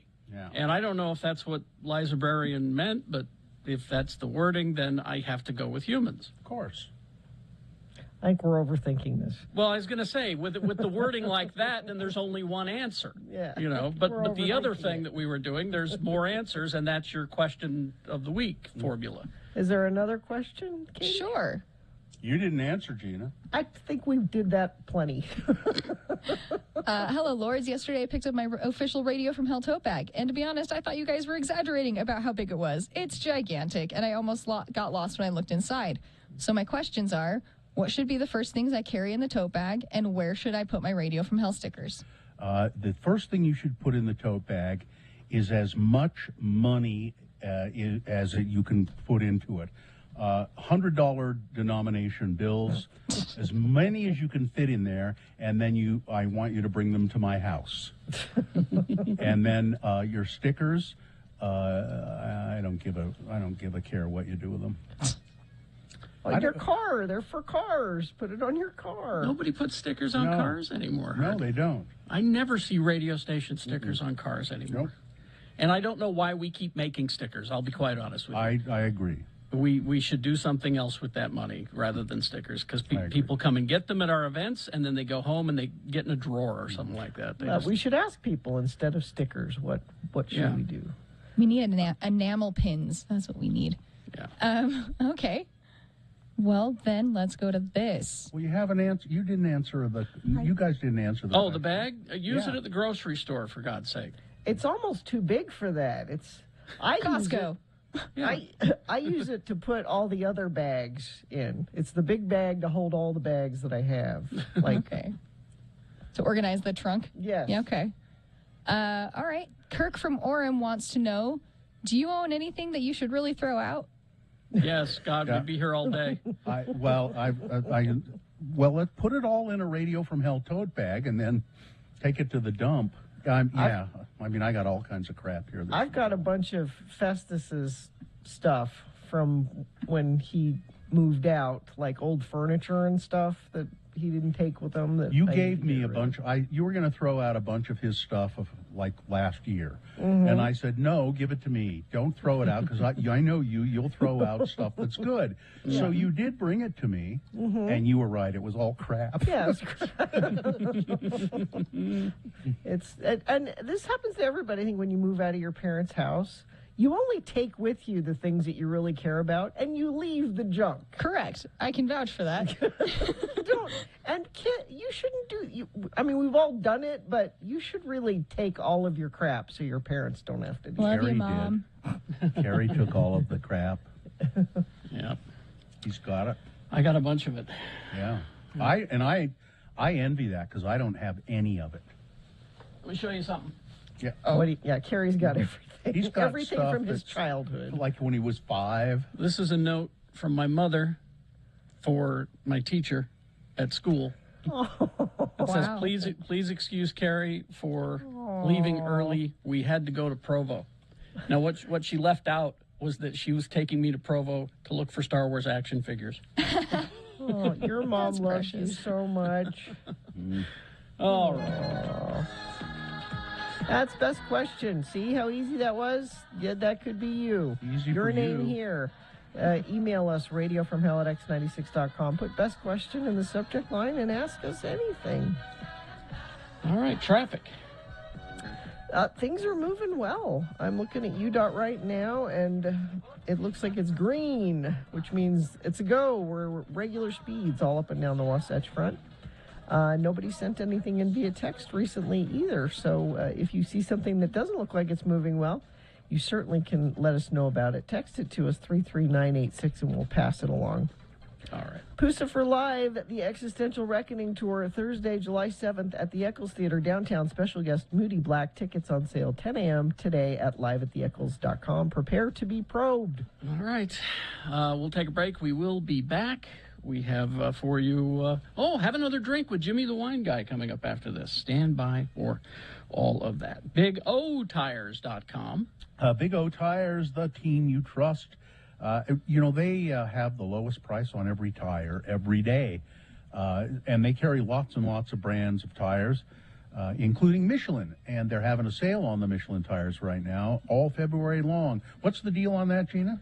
Well, select sets of Michelin tires, you can get $70 rewards card with installation purchase, plus an additional $120 in mail-in rebate savings on purchases of $500 or more on your Big O Tires credit card. That's really nice. Big O is more than just tires, though. Go in for brakes, alignments, oil changes, fluids, batteries, all of that kind of stuff. And I'd advise you to get to know the Big O Tire store in your neighborhood, and there's probably one pretty close by. You can find all of their locations online. And Big O Tires has online appointment scheduling. It's available at bigotires.com. They are the team you trust. bigotires.com.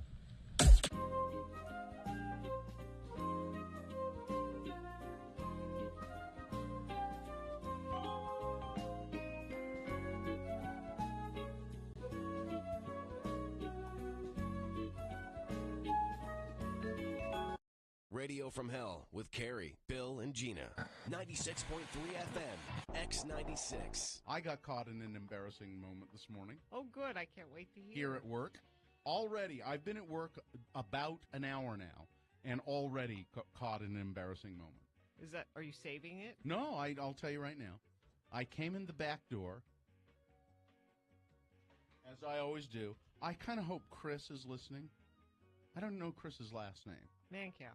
Yeah, Chris Mancow. Sure. Yeah.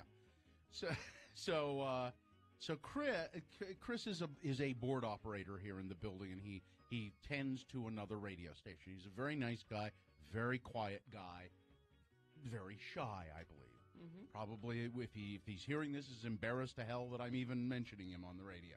He's a very shy guy. So I come in the building this morning, and I'm walking down the long corridor there, and there down at the end of the corridor is a copy machine. And on the copy machine is sitting a big, it's like a briefcase, suitcase kind of thing. Okay. It looks like a toolbox, but not metal. It's a cord, fabric kind of stuff. What do they call that? Cordova. No. Anyway. So it's a big case with buckles on it and everything. And it's sitting there it's just out of place. It's odd. I've never seen it sitting there before. It's sitting, what is that? I think to myself. So then I think, how curious were you? I open it up and start rifling through it. Look at this. Look at this. And I mean, there was nothing particularly strange. Wait a minute, in there. you saw someone's luggage lying around and you just opened it? Well, yeah. Didn't you learn anything from the announcements at the airport? Or anything from the Dick Van Dyke Show? God. But I thought in my mind, maybe the reason I opened it is I thought, I wonder if because it looks like one of those things that the copy guy brings with his tools in it. Okay. To repair the copier. But I start going through it, and it's obviously somebody's briefcase. It's got some CDs in there, library books. There's an orange in there. I went through it pretty extensive. No, I didn't. Sounds like you cataloged all of the stuff in there. This is all stuff that I could sort of see right there. And as I'm kind of going through it, Chris comes up the hall the other way and goes, hey, that's mine. And I went, oh, I'm sorry. I thought it was the copy guys. Because if it was the copy guys, that would have been okay to go. Well, it was my duty to investigate as a junior TSA trainee. TSA, which really does mean to stand around. I'm just convinced of it. No. So sorry, I apologize to Chris, and I'll apologize again. But just we're getting in there going through his stuff, and here comes the shyest guy in the building going, hey. X96.3 and X96.com.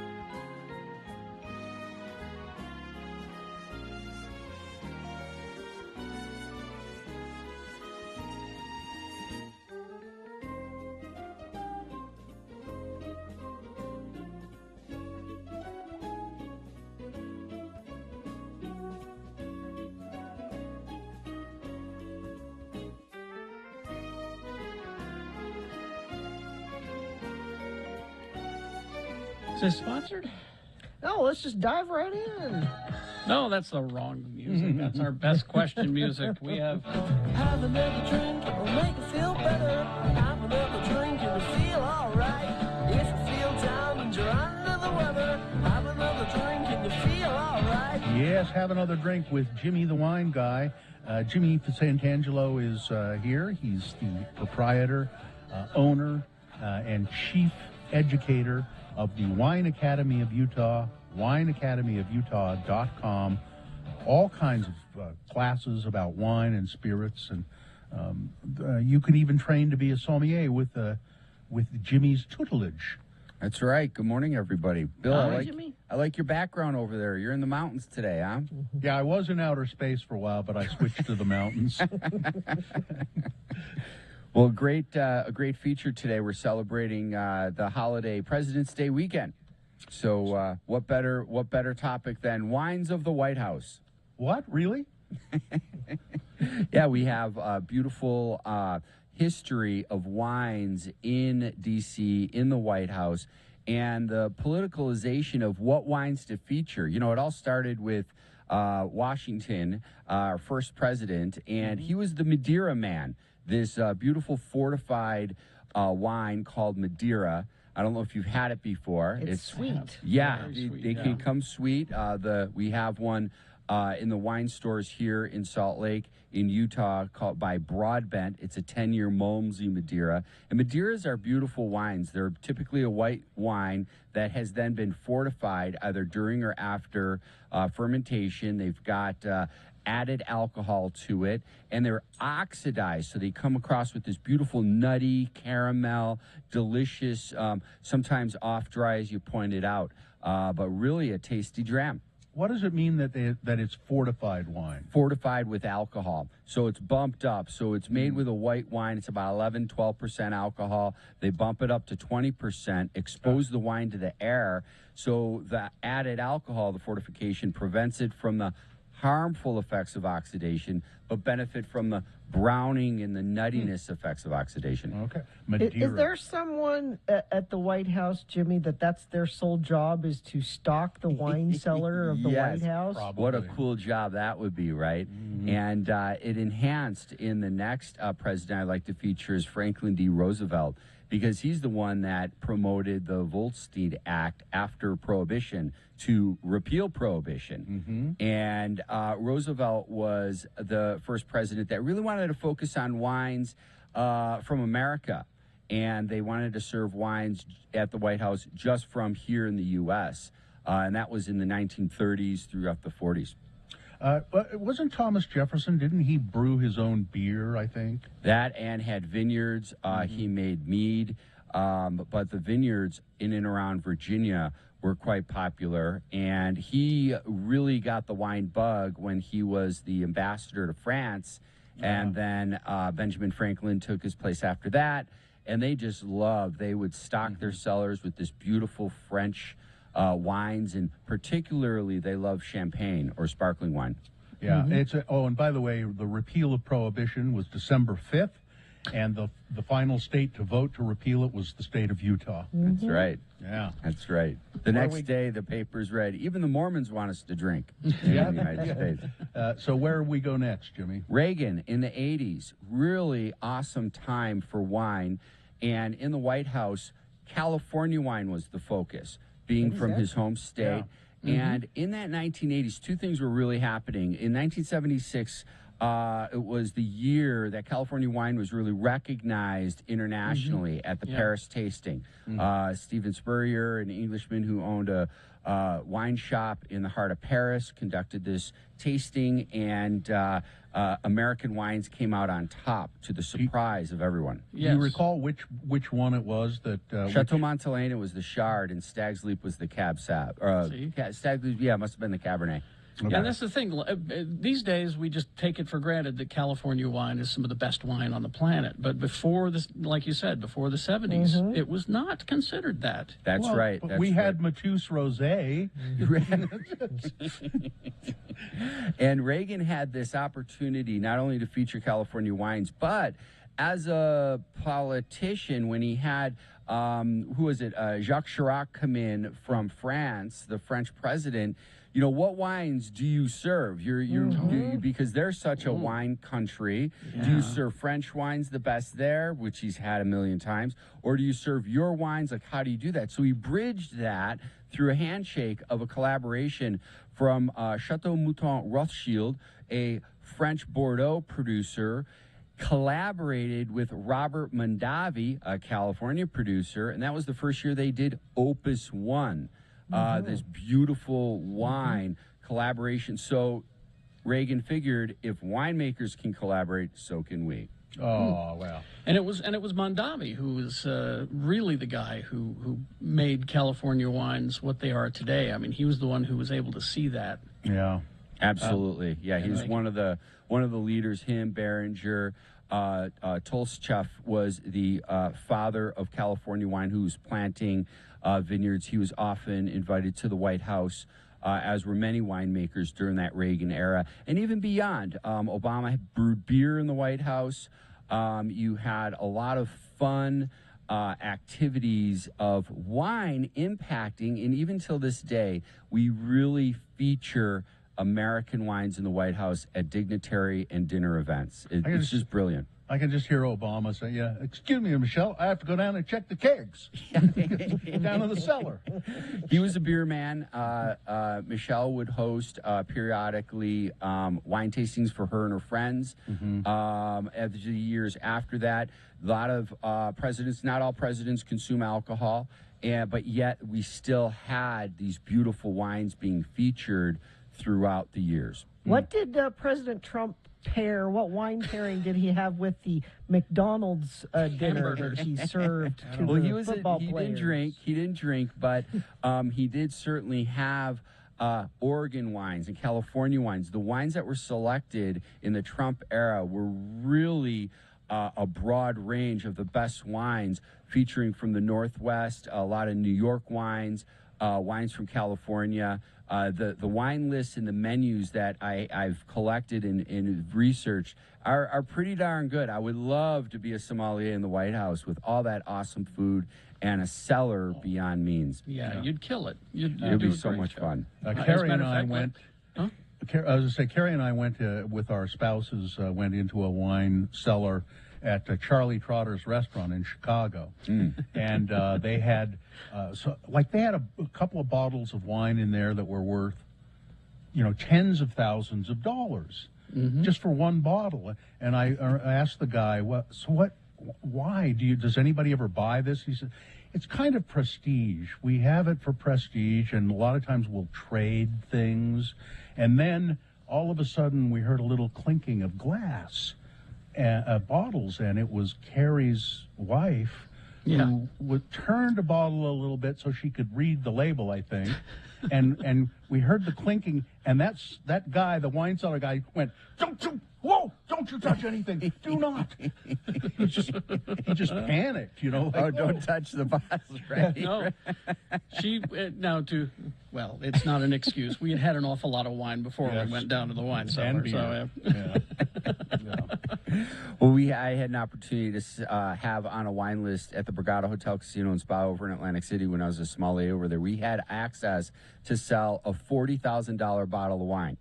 Now, this was a 6-liter, so it's 8 bottles of wine in the single large format. And it was a Domaine Romani Conti 1997. So it's some of the best wine on the planet already. All it is a Pinot Noir from Burgundy, right, from France. But this bottle of wine, and I had an opportunity to professionally actually engage with the dialogue of selling this wine 3 times over my 5-year stint there.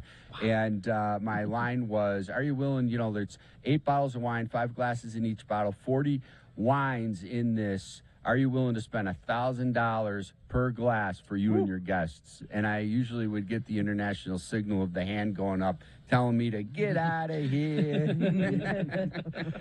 Jimmy Santangelo, go to the wineacademyofutah.com. There's lots of stuff there. Jimmy, it's always a pleasure, and we'll talk to you again soon, okay? You got it. Thanks a bunch, guys. Thanks, Jimmy. Traffic, Gina, please. Things are moving well. I have no accidents to tell you about. Let me check our message stream, see if anybody's sent anything in via text at 33986 is where you do that. No, things just are going well, so that's good. I know a lot of people getting ready to travel out of town this weekend. Now would be a good time to leave because the traffic isn't so bad. I can't leave just yet, but you can, so go ahead and take advantage of that. Let's see. X96 welcomes Celeste Barber to Kingsbury Hall. Tickets go on sale Friday. Today they go on sale. And go see Celeste Barber at Kingsbury Hall. Boner candidates coming up. Here are the ones you'll consider in the round 2. Boner candidate number 1. These people are making it tough for the real important work. Boner candidate number 2. Yeah, they've got their cauldrons and their broomsticks hidden right now, but they're there, they're here. And boner candidate number 3. What? That's it? Yeah, what the? All right. We got round 2 of your boners coming up, so stand by, get ready to vote. X96.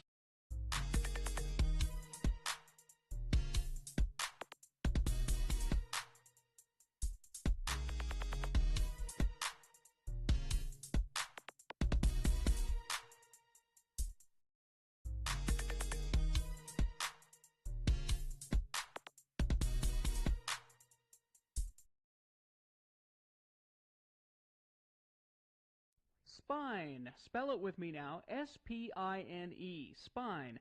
And now we'll use it in some dialogue, featuring our 2 Utah men, LeVar and LeGrand. Elder LeGrand Dardun Jr. has called his friend LeVar with worries on his mind.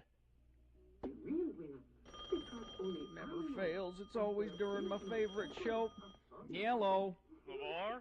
Yeah. It's LeGrand. LeGrand, how's it going? I'm a worried man, LeVar. I don't know what to do.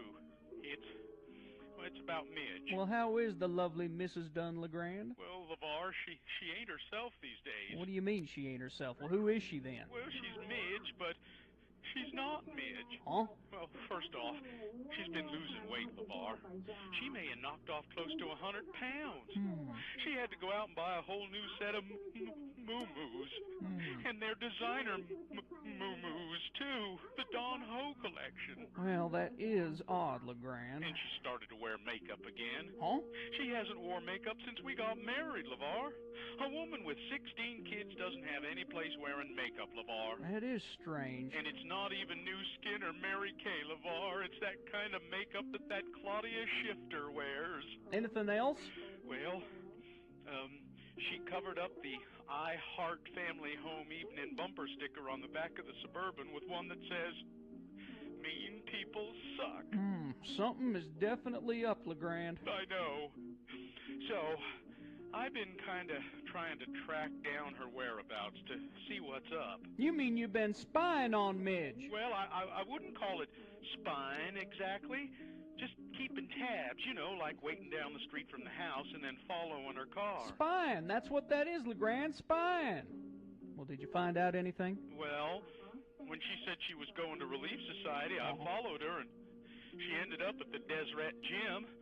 I think she may be working out, LeVar. Well, mayhap she's just trying to get in shape and improve her quality of life. Mayhap she's tired of being as big as a Winnebago. She's the mother of all my 16 kids, LeVar. She's not supposed to improve her quality of life. Her role as my spiritual partner is to improve my quality of life. You find out anything else when you was spying on her? Well, yesterday I caught her waxing her legs, shaving her armpit hair. The hell you say? We got big trouble, LeGrand. I'm going to jump in the truck and be right over. That is, if the truck will start. You know, she might be trying to become a feminist or something worse. She hasn't said anything about, you know, taking night classes or the like, has she? No. What are we going to do, LeVar? Well, we're going to keep spying on her, LeGrand. Let's just hope that we don't find out that she's going to the symphony or the ballet or nothing like that. Tell you what, though, if we do, you pack them kids up in that Suburban and you ski-daddle out of there.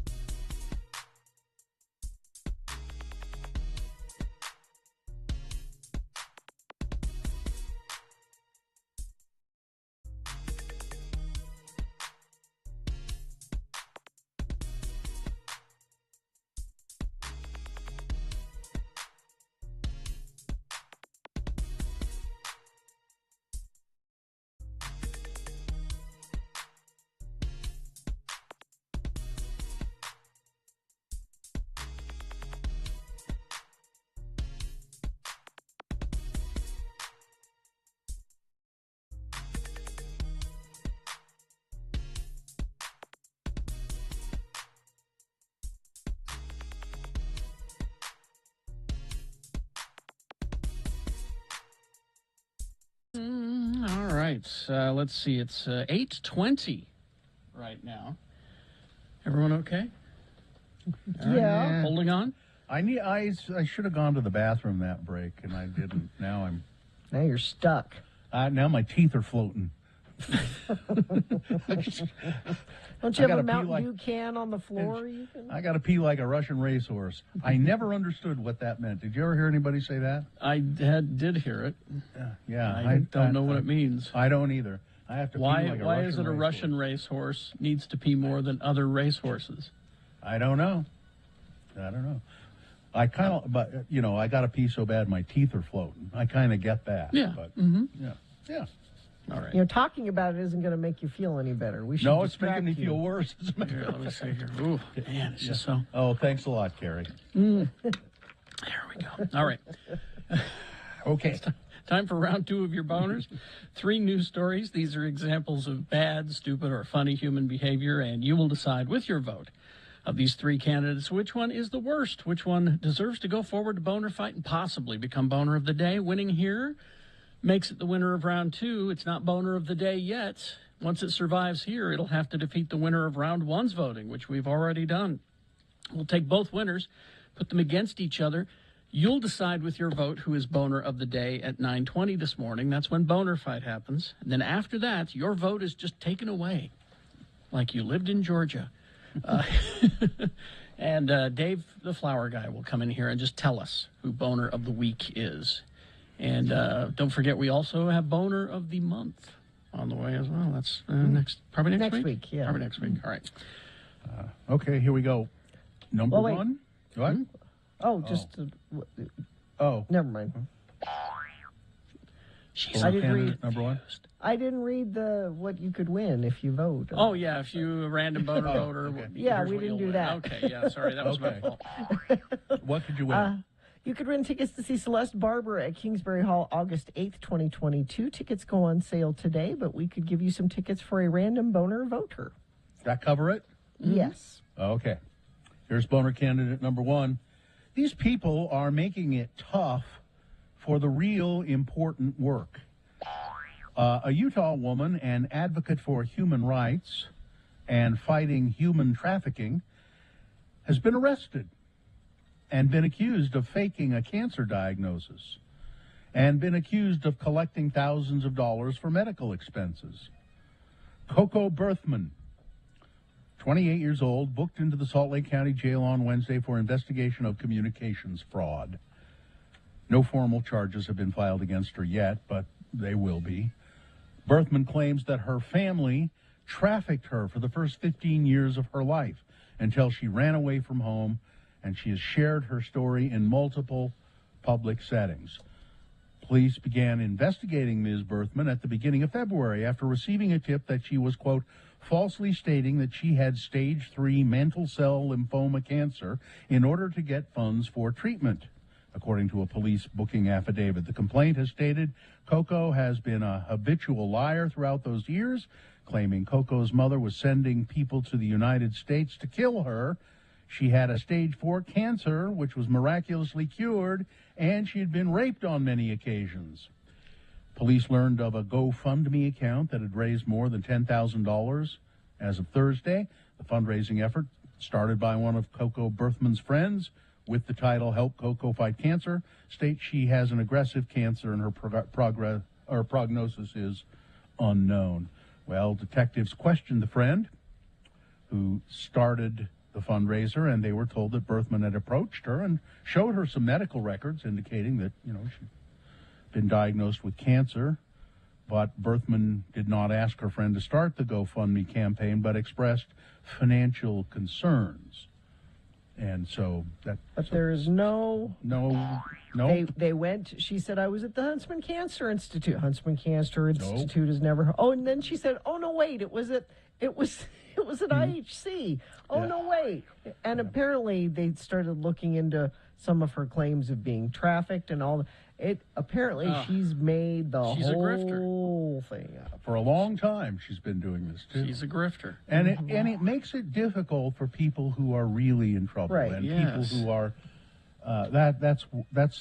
I mean, not only is she swindling people, for money, but it's making it tough for, some people get suspicious and say, well, I don't know if I'll go fund me. I don't know if I want to do that. Yeah. Boner candidate number 1. Here's boner candidate number 2. They have their cauldrons and they have their broomsticks. They're hidden right now, but they're here. There's a clip of a controversial pastor, Greg Locke, threatening to expose members of his own church for being witches. In the new 2-minute video, Locke tells the crowd he has the name of 6 that are there. The name of 6. He has the name of 6 witches, and 3 of them are out there in the audience right now watching me. Was he going to throw them in the lake and see if they float? He doesn't have to. He knows. Locke mentions witches multiple times in the sermon at his Global Vision Bible Church event. The clip was posted by Hemant Mehta, the friendly atheist blogger and former Jeopardy champion, where it has been viewed by a lot of people, 450,000 people. Yeah, I watched it. Yeah. We got the first and the last names of 6 witches that are in our church. And you know what's strange? 3 of you are in this room right now, he said. You better look in my eyeballs. We're not afraid of you stinking witches. You devil. And people keep going to see. This we is will cast you out. This guy Locke, he's crazy, and he's one of the big grifters in this whole thing. And what's frightening about this video is that you can tell he wants to name names so that the crowd, turns on him and gets them. Yeah. Violence is going to happen if he keeps this up. Yeah. All your Twilight books and movies, that mess is full of spells and demons and shape-shifting and occultism. It's Star They give him money. They give him money. Boner candidate number 2. They have their cauldrons and their broomsticks hidden right now, but they're here. Just real quick here before we move on. Racehorses were given furosemide, a diuretic. Greatly reduces the incidences of exercise-induced pulmonary hemorrhaging. As such, it became a very desirable thing to give to racehorses to curb this potential problem. And horses on the drug peed way more than those not on the drug. And I'm thinking that Russian doesn't mean Russia like Russian from Russia. It means a horse that is rushing down the track. I'm in a hurry. Yeah. Okay. Thanks for clearing that up. Oh, that's our chat room. All right. Stuff. Nothing gets by them. Boner candidate number 3 coming up. What the? And also Matthew McConaughey in the news, Gina. Oh, well then let's sponsor that. Follow a baby whale on a magical journey to discover the incredible world of ocean currents. Meet curious creatures along the way. See how the ocean nurtures all life on Earth. Now playing at Clark Planetarium at the Gateway. Well, we've been having a lot of bad news, but this is good news. Magic Mike. All right. It's getting sequel number 3. Apart from star Tatum Channing and director Steven Soderbergh, it's not clear who will be returning. Matt Bomer, Kevin Nash. Well, one name evidently not on the call sheet so far is, all right, Matthew McConaughey. Oh, bring him back. Come on. Who played the Master of Ceremonies in the first darker film in the male stripper saga. But apparently he's down for it if it's not too late. In a chat with Variety, the Texas boy, he was going to be a gubernatorial candidate, but he decided not to. He asked if he would be game to be in it. Are your abs still good? Yeah, they are. He can do it. Channing Tatum, you call me, bro. I haven't heard from him yet, though. Bro. I saw the first Magic Mike. I never saw the second Magic. The first one's good. But I had the tendency to, well, I think a lot of people sort of ignored it or didn't want to see it because the way it was marketed. I didn't know that movie. it was. Yeah, that's what I thought it was. Male strippers. I don't want to see that, but there's something going on more there. So. It's Steven Soderbergh, so usually he's got a little more going on than that. Let's see. I saw this story. I like the headline, and that's all I'm going to do. Sam Waterston is still the face of Law and Order. Yes. Oh yeah, yeah. Mm-hmm. He's still. Oh, and by the way, Tom Brady is still retired from football too. But yeah, I think that's great. I like Sam Waterston. I don't watch that show anymore. I used to watch it, but I think that's great. Okay, let's move along here. President Trump, former President Trump, and his kids. A judge in New York has said you have to go to court and answer questions under oath. Yeah, but I'm special. I shouldn't have to do that. State Judge Arthur Engoron made that decision yesterday. It's likely to be appealed. New York Attorney General Letitia James was seeking to enforce subpoenas her office issued in December to Trump and his two eldest children, Ivanka and Donald. Both of them have been executives in the Trump family organization. They were also ordered to testify. No one will be permitted to stand in the way of the pursuit of justice, no matter how powerful they are, said Letitia James after the ruling. She said that all three of them must testify before her office within 21 days. No one is above the law, said Letitia James. Now, Eric was questioned a while ago, and he took and pled the Fifth Amendment in that entire deposition. I want to say 500 times. Okay. But, so that's probably what will happen. What's interesting, though, is Trump, he had to be talked out of testifying in one of his, I think it was one of the impeachment hearings, because he thinks he can, he can charm the pants off of anybody. I can set this all straight. He thinks he's smarter than anybody. Yeah. I can make it so that people will understand, and he thinks he can handle it. So Go ahead. He won't plead the Fifth because he will love. If they sit him down to depose him, he will answer questions. See, and I think that all three of them will plead the Fifth, and they'll say something along the lines of, "This is a fake trial. I plead the Fifth, and this is a political witch hunt." And taking the Fifth Amendment, taking the Fifth, so they're not prosecuted. I think it's disgraceful. He won't be able to not comment. He would not be able to sit there and them ask questions and him just say the Fifth. He can't do it. I'm pleading the Fifth. I am pleading the Fifth on that one because I never was in that room with that person, at least as far as anyone knows. So yeah, he will say stuff. Yeah. A large homeless encampment in Salt Lake City has been removed by the county health department. The camp was located on 7th West under the ramp to I-15 from 5th South. I seem to recall there was a big camp there before, a couple of years ago, and it was they, dismantled it. They've done it again.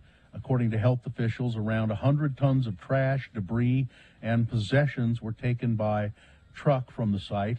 When you have garbage, trash, feces, needles, all of the other things that happen when people live without appropriate housing, that builds up, said Dale Keller, general manager of the Salt Lake Valley Environmental Health Department.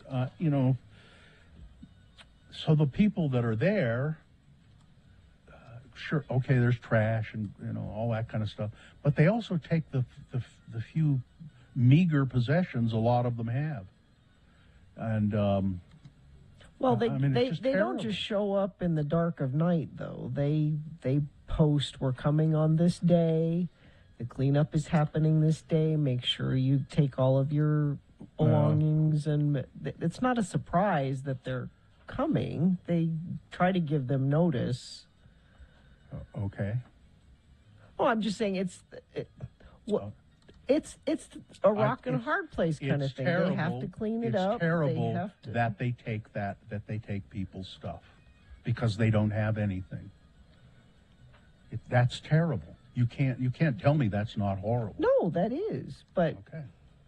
But there's no but. No, there's no but. Public transportation here in the valley really increased because of free fare February. Almost doubled the number of people taking public transportation. Elon Musk says that he compared Justin Trudeau to Hitler. Yeah. He was triggered by because Trudeau exercised emergency powers to break up that trucker strike, and Elon Musk says he's just like Hitler, and that's just nonsense. Now, I mean, if Justin would shave off that dumb little mustache he grew, then maybe Elon Musk is crazy. He's crazy and a racist, and I'm regretting purchases. I don't know why he would even bother commenting. It's just... I don't know why he won't shut up. Yeah. He keeps getting into trouble when he does this. I know. We didn't mention this, but it is significant. A couple of days ago, the Sandy Hook families...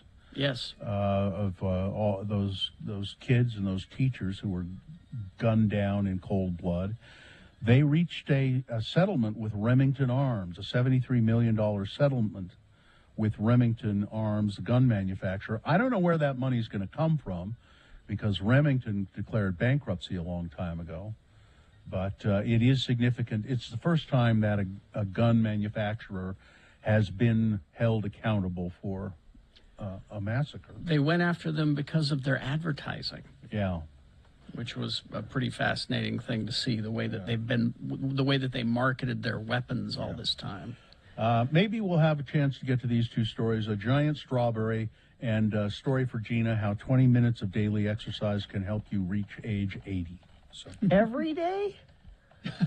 Well, that's what daily means. I think, yeah. All right. All right, that's it. Sports, weather, traffic. Well, Metallica will be bringing their annual Metallica night back to Oracle Park at the San Francisco Giants on May 24th. Tonight's game will be against New York Mets and will feature Metallica playing the national anthem and throwing out the first pitch. Never throw out the first pitch. Never agree to throw out the first pitch. No, it's embarrassing. Anybody that's ever asked to do it, you think you can do it, and you can't do it. No, you can't. Don't do it. That's terrible. Just go play the national anthem and be done. And shout out to all of the families driving south for soccer tournaments this weekend. Soccer tyranny. It's St. George and Vegas and Arizona, and that's where all the parents with soccer kids will be. All you parents need to get together, have a meeting, and decide what you're going to do about the soccer association that makes you do all of this stuff. The kids have a ball. Sure, they have a ball, but can it go easier on the parents? I think they could. Think. But anyway. Let's see. Weather, we've got nice weather today. Sunny, high of 47. Saturday, high of 53. Sunday, 54. And then just in time for all of us to drive back from the soccer tournament, it should be 60% chance of snow on Monday.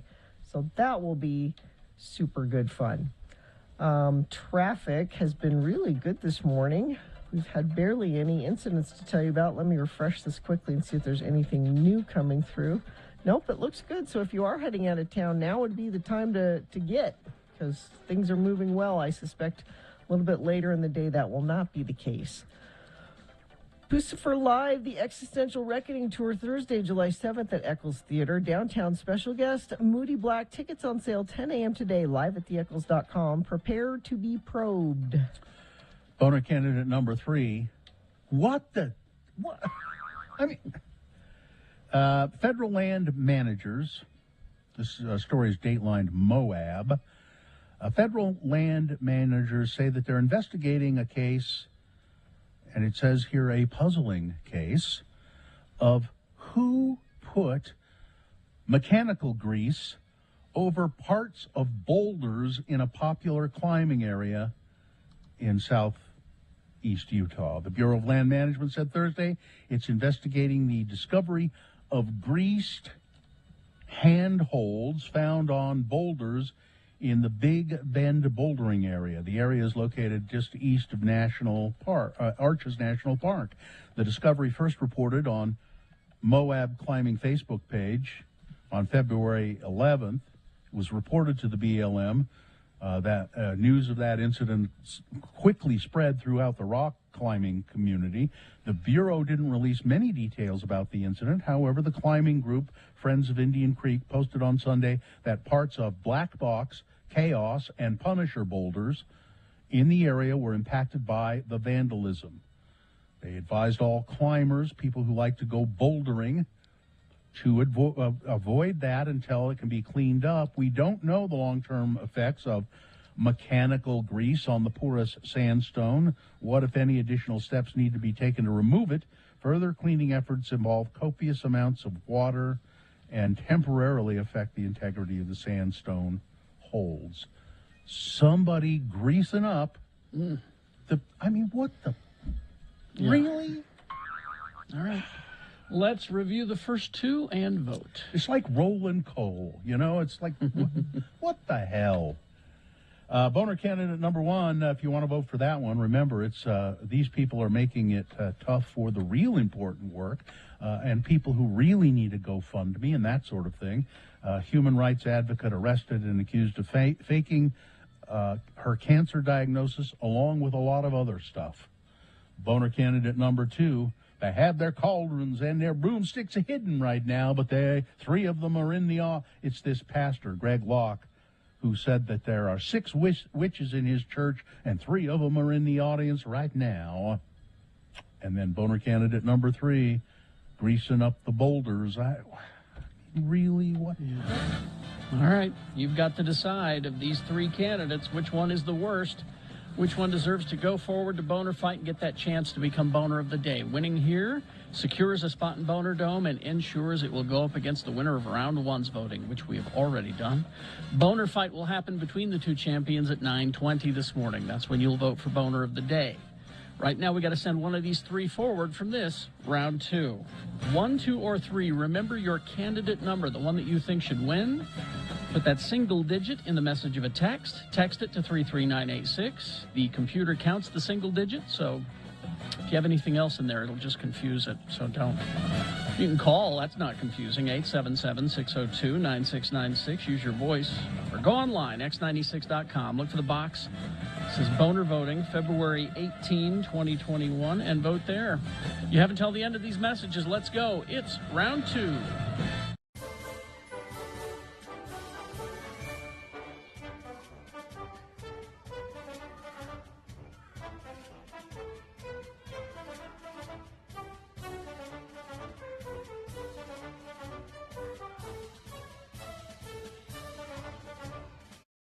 Gina's back.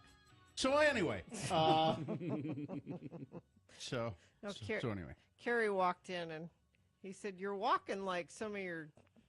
You're walking like somebody who had their guts ripped out. You're walking like your insides are all wrong. Because she was doing this. Yeah. And I started to tell Kerry, and then I said, "Wait, I'll tell you on the radio." What you should never do is go on message boards about surgery. You should never go on message boards about anything. I don't care if it's the Incredible Hulk or surgery. Well, just don't. You know what you should do? Yeah. But you're curious, you want to hear what other people's experiences are and what their recovery is.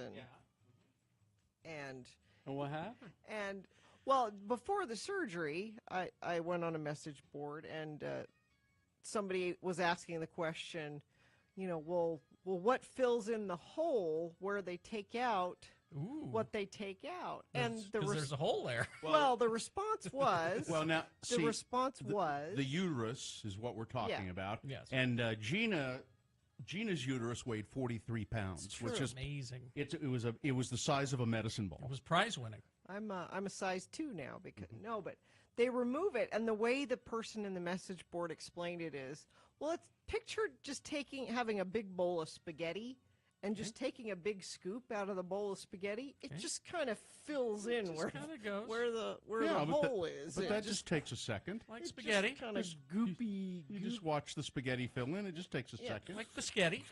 So this is what I'm picturing my insides are like, a big bowl Is of biscotti. Well, they're very much spaghetti. like that. Yeah. You know, surgeons train on spaghetti.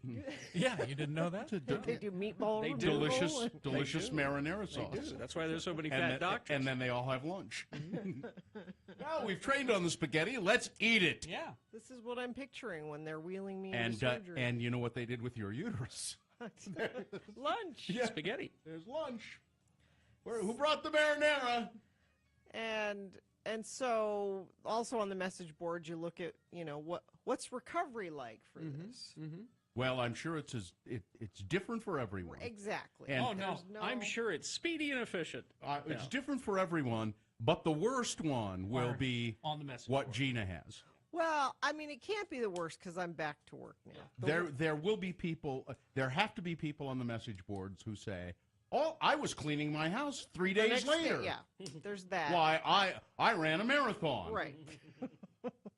and then there's it's been 3 months and I still feel like crap, and usually the truth is somewhere in between. Can we use the term vaginal prolapse in any? I don't know. Is that do we need to use that term? We shouldn't. Somebody's posted it. I don't think we That's should. the thing that happens to the women that have 15 babies.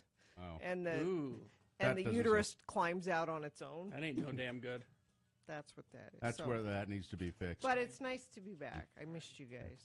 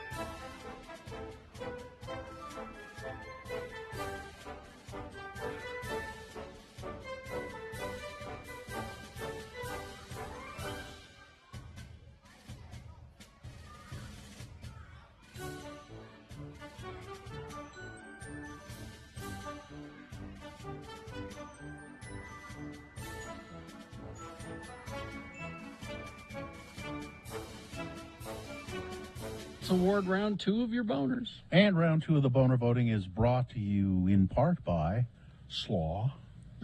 Slaw? Slaw!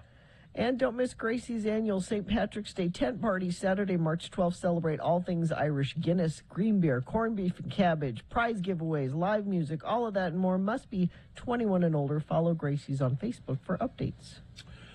Pretty even voting among all 3 of these candidates. Good, substantial. Now, I would have thought number 1, the woman defrauding, the GoFundMes and lying about being trafficked and all of the horrible things that have happened to her. I thought that would have done really well. It came in 3rd. 3rd? Yeah. Wow.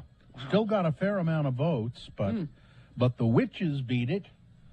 Witches in the congregation. The winner said the was witches beat it. Oh, okay. The climbing community has been heard from. Putting grease on the boulders, that's the one that won. All right, there you go. That's the winner of round 2. It goes forward to Boner Fight. We'll find out who the boner of the day is with your voting at 9:20. Should we get our friend Derek Kitchen on the phone there? Yeah. State Senator Darren Kitchen. Good morning, Darren. Derek. I'm sorry. Derek Kitchen. Sorry, Darren. Derek. Ed. Darren. You know, now my feelings are hurt. No, listen, Ed. Don't let. You know, your feelings should be hurt. I think we should take up a collection and get you an assistant. Yeah, why don't you get an assistant, Derek? That doesn't seem fair. You know, it's a bit punitive, I would say. You know, only Kathleen Reeby, Senator Reeby from Cottonwood Heights, and myself were the ones excluded from that bill, which is unfortunate because I'll tell you what, there is a lot of work to be done at the Capitol, and to be, you know, supported with some staff support would make a big difference, not only for me, but for my constituents here in Salt Lake City. So, yeah, that one was a bummer for sure. Let's look at a couple of things that we were just talking about today. How about this bill to ensure that electric vehicle owners and hybrid car owners pay their fair share of taxes to maintain roads? Has that gone through, and will it go through? You know, it hasn't come through the Senate just yet, but I'm certain that it will come through and pass. You know, I think we're all looking for ways to, you know, fund the improvements that we need on our roads. And the reality is that electric vehicles aren't buying gas. You know, electric vehicles aren't using the kind of gas that, you know, a traditional car would use. And so they're not paying the gas tax, which funds, you know, our roads. And so, you know, I think that's the impetus of this bill. But honestly, I would rather, you know, have everybody in Salt Lake Valley driving an electric vehicle than, you know, a diesel or a gasoline car. I mean, given our air quality situation, I would much rather have everybody in electric vehicles. So, you know, it's a bummer, but, you know, it's the reality of the Utah legislature these days. Well, is there a way we can tax these guys with their rolling coal type trucks and things like that? maybe I mean, there's I would something say there. Beyond taxing, we should certainly restrict them. I mean, you know, rolling coal is horrible for our air quality. And when you talk about the fact that our horrible air quality, you know, just erases years off of our lives and is terrible for children. Because I have an electric car. I'm okay with paying more because I have an electric car. I'm fine with that. But maybe these guys should also. I don't know. Derek, and this reminds me that we should tell our audience that the liquor store is closed on Monday. Yes. It's just a warning, closed on Monday for President's Day. But what is this nonsense going on about the seltzers? Are they're really going to take some of them off because the flavoring is different? Yeah, I think this highlights the absurdity of Utah liquor laws, that something like a seltzer can be categorized such that because it's got flavoring, that it, you know, we're going to eliminate almost half of the existing supply from grocery stores and gas stations, even though they fall below the alcohol content that's permitted. So it's silly, quite frankly. You know, I'll tell you, I'm a fan of alcohol reform more broadly here in the state of Utah. You know, I would love to see us move toward a private model, obviously. I'd like to be able to buy our wine and other products in our grocery stores. Yes. You know, my hope is that we can put this question to the voters. Perhaps in the year 2024, we can get a ballot initiative going because, you know, I'll tell you, you know, Costco and Harmon's and others, they would support an initiative like this. And I think the general consumer in Utah would as well. The biggest seller of alcohol in the country is Costco. Yep. They sell more alcohol than any other entity on a retail level. And their Chardonnay is delightful. Derek, is there any sort of legislation, any piece of legislation that you're particularly passionate about and perhaps sponsoring? Yeah, I've got a whole bunch of bills that I'm sponsoring this year. I have a recycling bill that's tied to the liquor licenses. I have a carbon tax legislation that will be heard in committee early next week, which I'm really excited about. I have a restorative justice pilot program that will help keep young people who committed low-level crimes. It'll help keep them out of incarceration. So those are three individual policies that I'm sponsoring. But a couple things that I'm paying attention to more broadly is this issue that the legislature, specifically the Senate, to limit media access on the Senate floor, which is really concerning. And I understand that the House of Representatives is going to take up a very similar piece of legislation. I think this is concerning when it comes to transparency in our government. And you're seeing the Utah legislature consolidate power all over the place, and this is a big red flag for me. Another thing that I'm paying attention to, and I'll say this is actually pretty good, we have seen real police reform this year. Two policies in particular. Senator Janie Iwamoto has successfully passed through a duty to intervene policy, which would, allow officers, actually require officers to intervene when a fellow officer has, put a little bit too much pressure on somebody's neck, so to speak. I like it. And we've also restricted no-knock warrants, which I think is a really good move. Yeah, for the state of Utah. Absolutely. Absolutely. And then something else that's bad that I'm paying attention to is, the transgender sports issue. I think, this is a classic example of adults overcomplicating things. And, I just think we should just let kids play sports. At the end of the day, we don't need to be sizing them up, measuring their wingspan, doing all of these silly things. It's absurd, quite frankly. Derek, we've run out of time, but thanks for taking a few minutes with us. We'll have Derek back again. Yeah, let me know. It's great to chat with you guys. Have a great weekend. Thank Derek. You. Traffic, Gina, please. Yeah, it's still looking good. I don't know if everyone's waiting to go out of town at noon today or something, but as of right now, I have no accidents to tell you about. I'm looking at our message stream also, and you folks haven't sent anything in either, so good commute for you. If you do see something, of course, you can text it to us. 33986 is where you do that.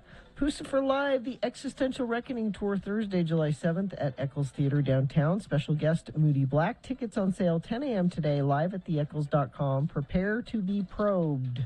All right. Now we've got, let's see, we've got a member of the band Pucifer coming up. Pucifer. It's like Lucifer. Like Lucifer, that's right. So I'm hoping that we have him on the phone. When it comes to musicians, I never like to promise. But tickets go on sale, and we're going to tell you all about it coming up. Stand by for that. And we also have Boner Fight on the way. So we'll determine Boner of the Day, and then Boner of the Week is happening after that. So stand by. Okay, puravita.com. Listen, use the promo code X96. You'll get 20% off of your order. Now, it's important to get masks that truly protect you from, not just COVID-19 variants, but other airborne pathogens. I haven't had a cold or the flu in over 2 years now. And I think a lot of it has to do with, I'm more conscious about washing my hands, but I think a lot of it has to do with these masks I'm wearing all the time. I'm going to wear a mask even if COVID disappears. I'm going to wear a mask a lot of times in public. These Pura Vida masks are great. They are, K95 is what you should be looking for, or KN95, but a lot of them are counterfeit. These Pura Vida masks are made right here in Utah. And down in Linden, as a matter of fact, and they are great masks. So now they sell more than just the K95 and the KN95 masks. They got a lot of things on their website. So use the discount code X96, and you will get 20% off any order at puravita.com. That's puravita.com. Puravita with a T. Use the discount code X96 to get 20% off any order at Pura Vida.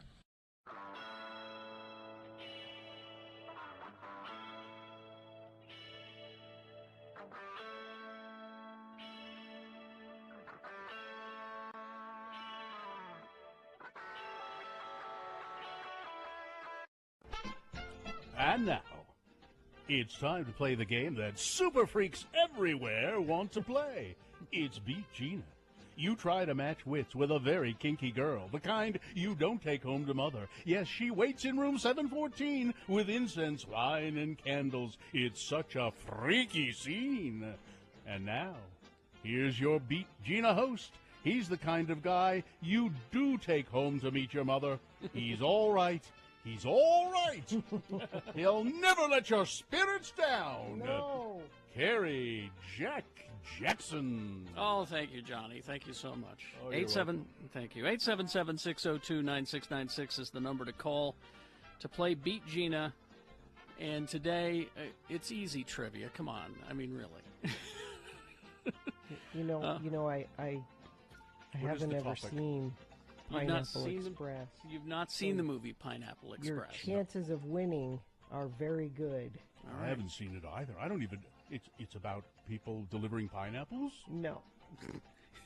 It's a weed comedy from Seth Rogen. Really? Yeah. Not Seth Rogen. Yes, I know, right? 877-602-9696, Pineapple Express, released on this day in 2008, and I believe we do have a contestant on the line. Is that correct, Katie? We do. It's going to be Kyle. All right, let's go to Kyle. Kyle is your contestant for Beat Gina. Hello, Kyle. How are you? Hi, guys. How are you doing? All right. Good. Kyle, your chances of winning are increased if you win the coin toss, because that means you get to go first. Heads or tails? Call it. Tails. Tails. All right, let's see what we got here. It is heads. I'm terribly sorry, Kyle. That means Gina goes first. She does have an advantage now. This first question is hers alone to answer. If she gets it correct, she gets the point. If not, Kyle, you get a chance to answer it and steal the point away. We'll go back and forth and do that until somebody reaches 3 points, thank God. All right. Let's see. Here's your first question, Gina. Yes. What famous 80s band sang the theme song to the movie Pineapple Express? Okay. Is it A, Level 42, B, Kaja Gugu, C, Huey Lewis and the News, or D, the Blow Monkeys? I don't think Digging Your Scene was... let's go... Sorry. Let's go with Huey Lewis and the News. Wow. And you've never seen this movie? No, huh? I have not. Wow, that is I correct. think that was a very educated guess. All right, it's 1-0 in favor of Gina, that super freak. And now, let's go to Kyle. All right, Kyle. Which actor spent all day on set duct-taped to a chair? Which actor? Was it A, Dylan McDermott, B, Dermot Mulroney, C, Craig Robinson, or D, Danny McBride? D, Danny McBride. Wow, very good, Kyle, very good. Kyle's got a point. It's tied up. Gina controls the question. Kyle's got a point.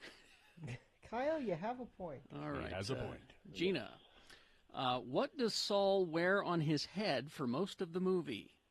Okay. What does Saul wear on his head for most of the movie? Was it A, a headband, B, a scarf, C, a MAGA hat, or D, a face mask? On his head.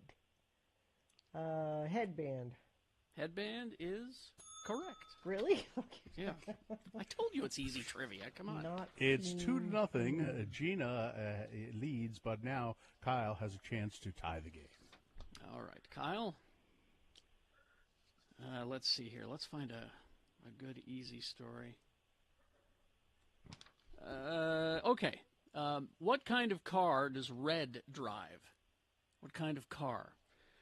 Was it a Daewoo Luganza, B, a Daewoo Lanos, C, a Daewoo Thanos, or D, a Daewoo Spirochete?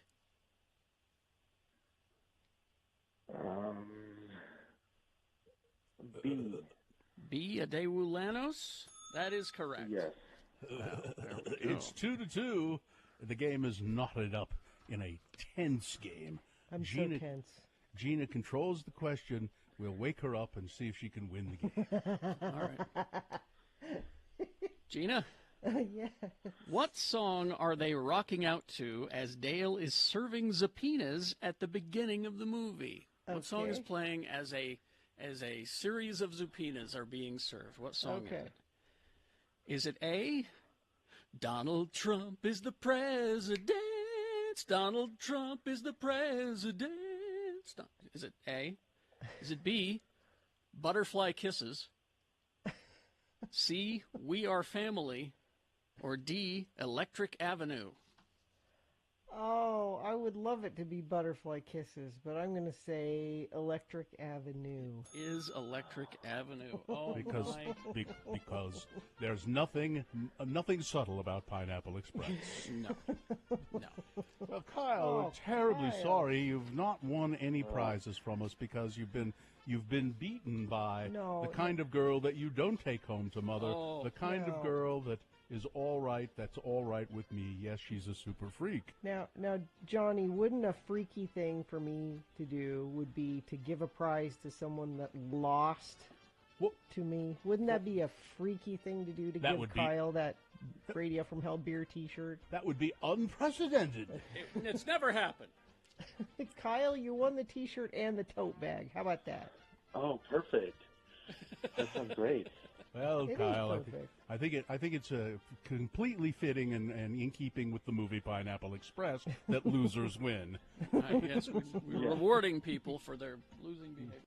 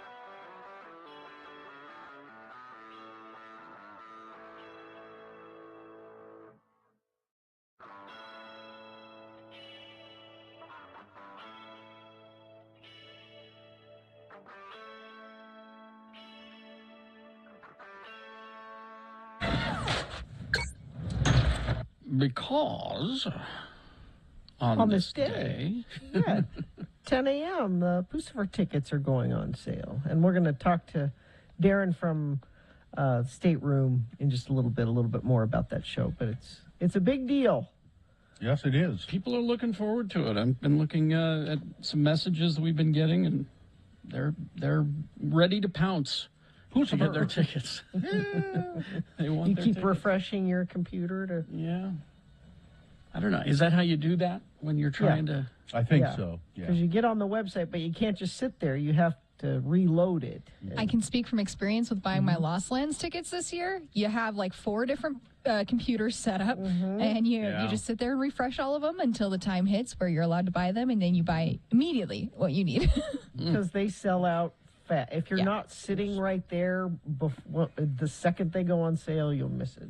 It's like the old days when you bought things or reserved things over the phone. You'd have to keep hitting redial, redial. And then you get a busy signal, you'd hit redial. Yeah. Well, it's not like it used to be. Gina's when we camped out in front of the building. Oh yeah. No, I only did that once, and you know what I did it for? Something stupid. When you had Bon to go to Jovi? when you had to go to Smith. Remember, you had to actually go to Smith's. Yeah. Smith Tix was in Smith's. Mm-hmm. Nope. I slept out for Neil Diamond tickets for my mother. Not for me. For my mother. Is the only time I have ever done that. Did she like the show? Yes. The first time I did that, it's not camping out to get tickets, but it was getting there early to get into a line was Empire Strikes Back, because it wasn't playing in any of the Utah County theaters until a week later. And by God, we couldn't wait a week. Yes. So I talked Mom into driving me and a couple of friends up at 5 a.m. and dropping us off in front of the theater in Salt Lake, the Center Theater downtown, at 6 a.m. I'm trying to remember if I don't think I've ever done it. I don't Camped think I've out for anything? No. I don't. I don't. It's not in a. It's something that even now I think. What if it's not just not that important? Even like in New York, there wasn't ever like a. No, I bet in New York there was some time you. No, I mean I saw Star Wars for the second time in New York, in Manhattan. I saw it in Ogden right before I moved to New York, and I remember thinking, well, it's pretty good, but I don't know. I just wasn't blown away by it. But then I went to see it in New York, and it was on a 70 millimeter screen, and I went, oh, I see. I get it. It really was that different. We also did the same thing with Star Trek II, but my friend Rhett and I knew the ending to Star Trek II already because his sister was working on the set and stole a script for us.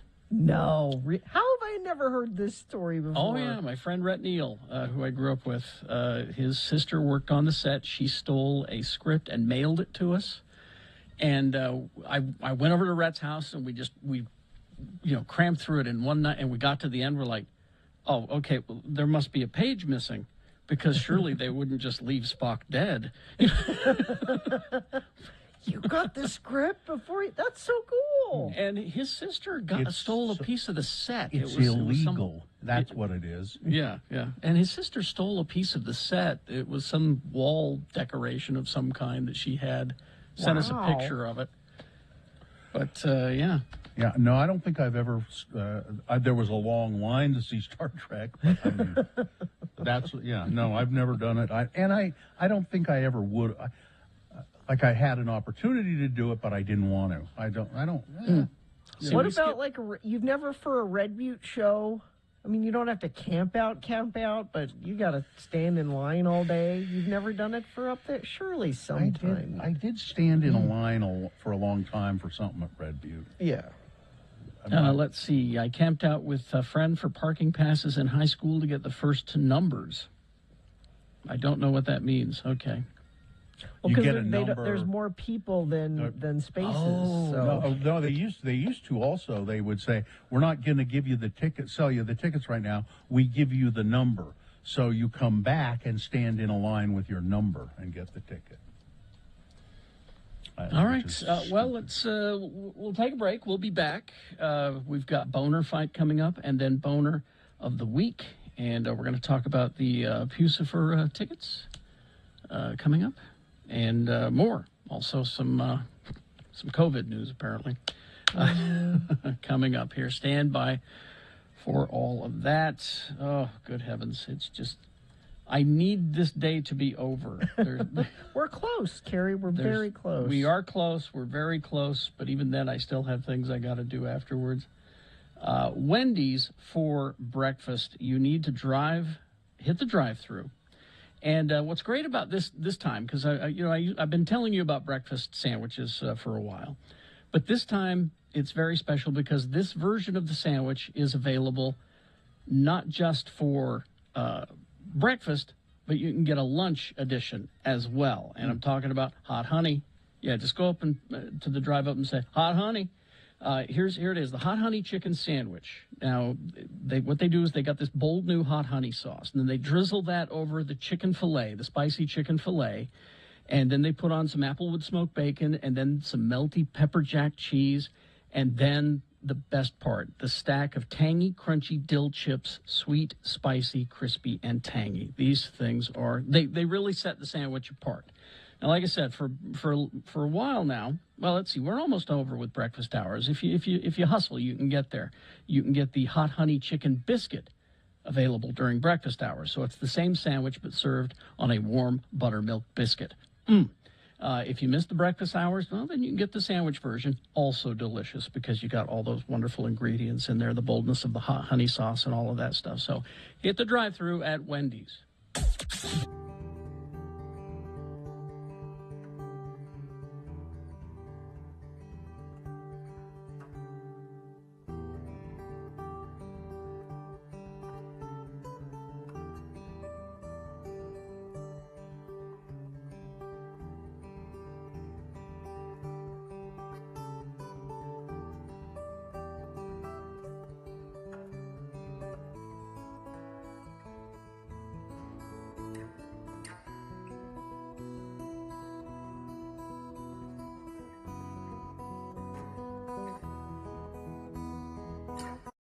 To show you something, Gina.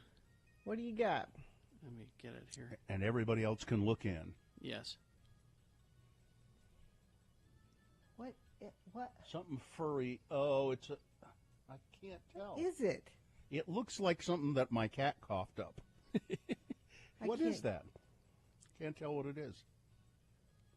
How much money if I eat it? Wait a minute. Wait, let's see it again. That does not look edible. It looks like hair.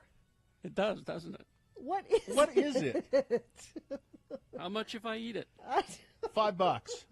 $5 to eat it? I'll give you $5. Okay. Yeah, there it is. Okay. Ready? That's disgusting.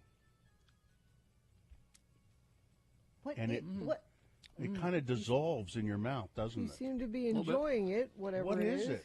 A little bit. What? Pork foo. Which is what? What is pork foo? It's like essentially just pork jerky that's just been shredded. Shredded, very yeah. So it looks like lint. So that wasn't such a dare. No. I owe you $5. $5. Where do you get pork foo? At the Asian store. Now, are you supposed to just enjoy it that way, or are you supposed to also add it onto food? Or? That's what's great about it, is that it's so functional and it dissolves, and you can put it in stuff, and it brings that nice pork flavor. And but like you said, it dissolves, and you know, and then when moisture hits it, it's kind of like it's meat, you know. It's just I know exactly. Oh man, it's delicious. But it looks hairy. Is it? It is. Well, is it hairy? No. In your mouth? A little for a second. Like, how about think of it as cotton candy, except it's meat. Meat candy. It's meat cotton candy. Would you eat it, Gina? I would try it. Would you? Sure. Okay. Maybe I'll send her over some pork foo. Now they call it also pork floss, but you know, it says on the package pork foo, so that's what I'm going with. That's much better. What is the brand? Straighten the label out there. Let me look at the whole. It's Kimbo brand. So that's great. Trust See, that's Kimbo brand pork foo. Yes, Kimbo brand dried pork product. Mm-hmm. My wife goes to the Asian store, the one on 9th South, all the time. That big one. So I bet they have it there. Put pork foo on the shopping list. Get you a jar of pork foo. Get me a jar of pork foo while you're out, honey. Yeah, it looks like the dogs tore up the carpet. Yeah, that's kind of what it looks like. Yeah, but it's delicious.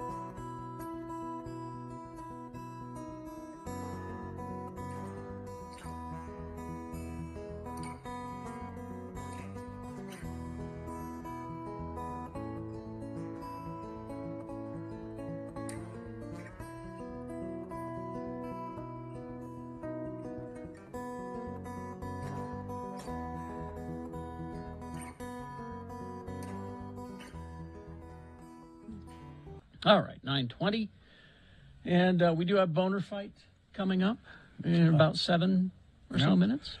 There was a raccoon that fell through the ceiling at Louisiana State University into the lunchroom.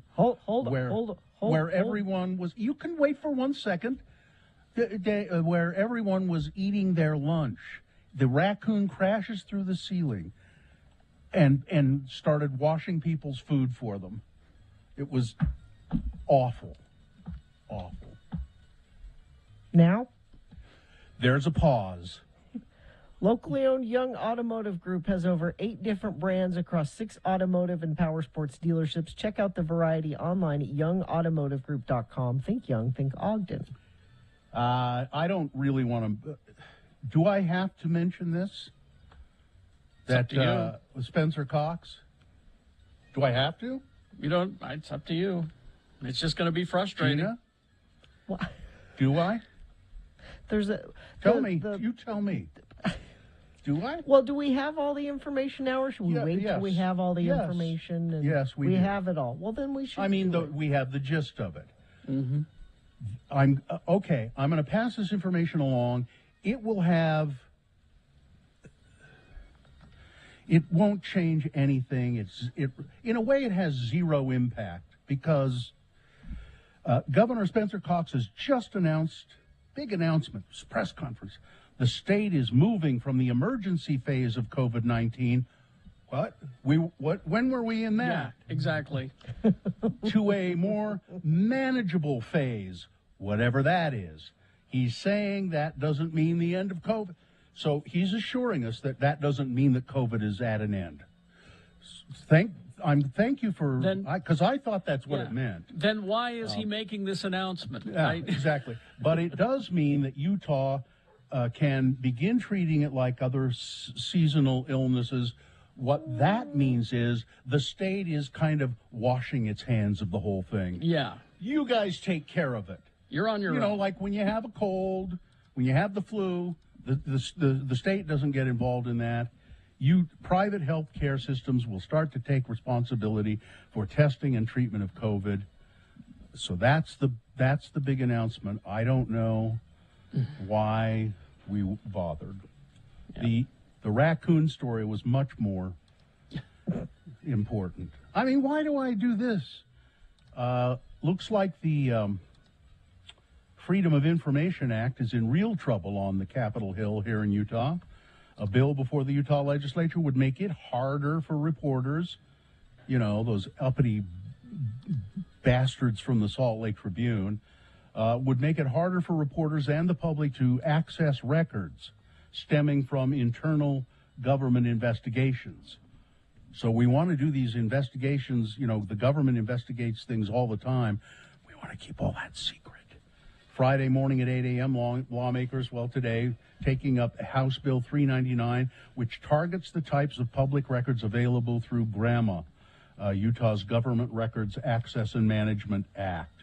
Like the Freedom of Information Act that allows the public and the media to request records from federal government agencies, GRAMA allows the public and the media to access records from state and local agencies in Utah. Well, House Bill 399 will affect a small part of GRAMA. Specifically, it would impact official compelled statements made by government employees as part of an internal investigation. The type of compelled statement happens most often with police officers. So police officers have to make statements about investigations, and the legislature would just as soon you don't know what those are. That's what this is. They want to do business behind closed doors. They don't want Brian Schott and Robert Gerke and all of those guys, Ben Winslow, telling you what they're doing, because when you know what they're doing, it tends to upset us.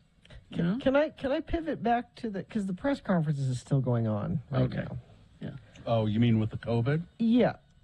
Governor Cox is asking businesses to end COVID restrictions, saying, "We hope we can move from being a deeply divided politicization of COVID."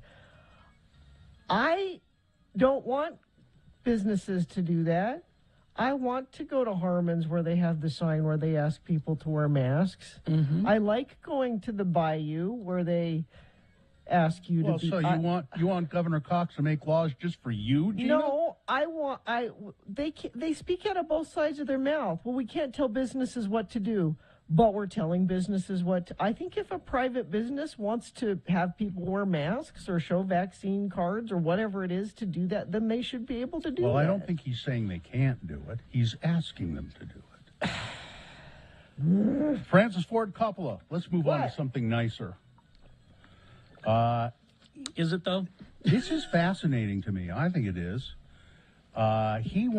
He's 82 now. He's been wanting to make this certain movie for the past 40 years. And he hasn't been able to get people to fund it because, I guess because what he wants to do is too vague. Well, yeah, what is it? Well, he says, let's see, where's his exact, he wants to do a film called Megalopolis. He's been trying to get it made for more than 40 years. If the writer here says, if I could summarize the plot for you in a concise way, I would, but I can't, because Coppola can't either. You ask him about it, and he'll say, well, it's very simple. The premise of Megalopolis is, basically, I would ask you a question, first of all. Do you know much about Utopia? The concept? That's his answer. Is there a script? Is there... Maybe. Coppola says it would cost about $120 million to make. He says, I would like to create something that's like, A Wonderful Life, the movie A Wonderful Life. Everybody goes to see once a year, forever. They love it. It's a classic.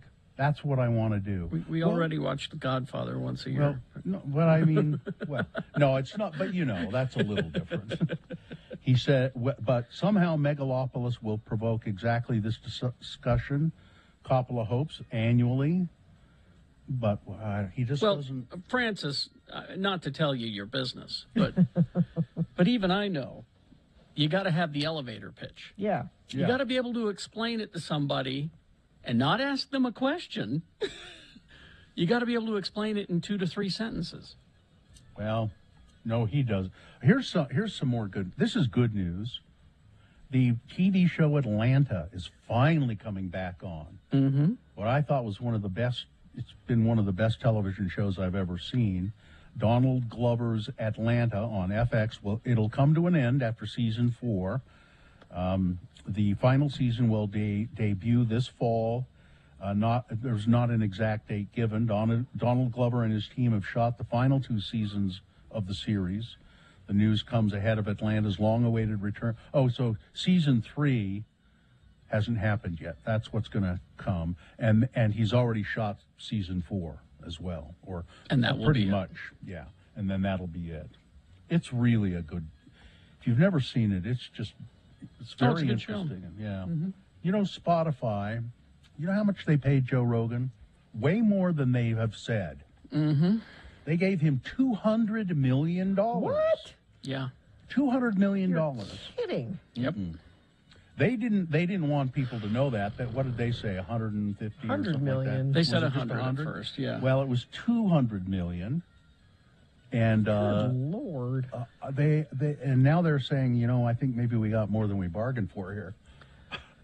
Conservative voices are being silenced for $200 million. Yeah.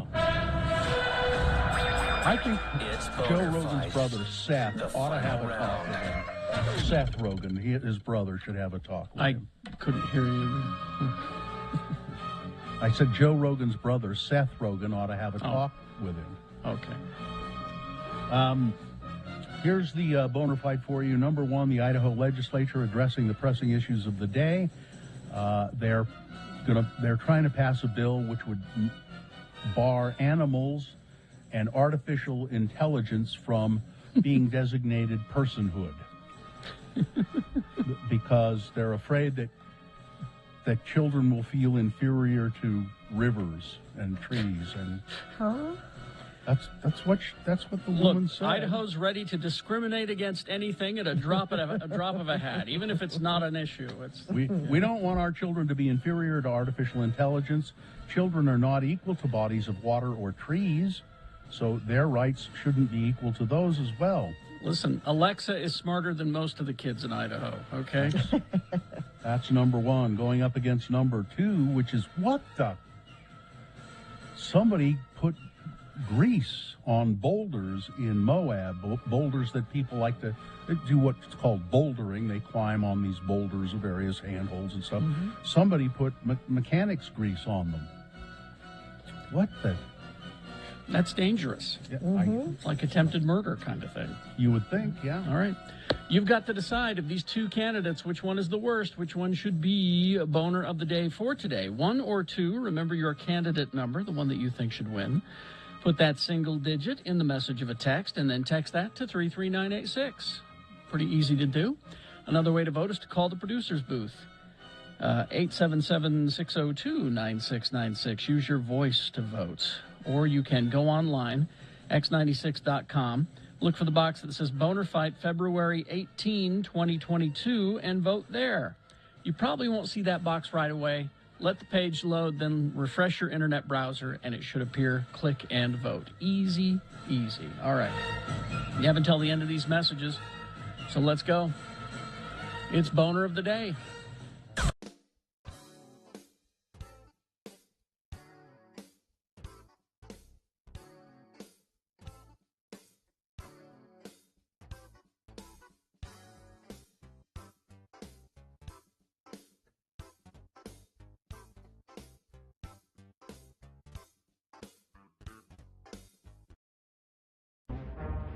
It is the 23rd century.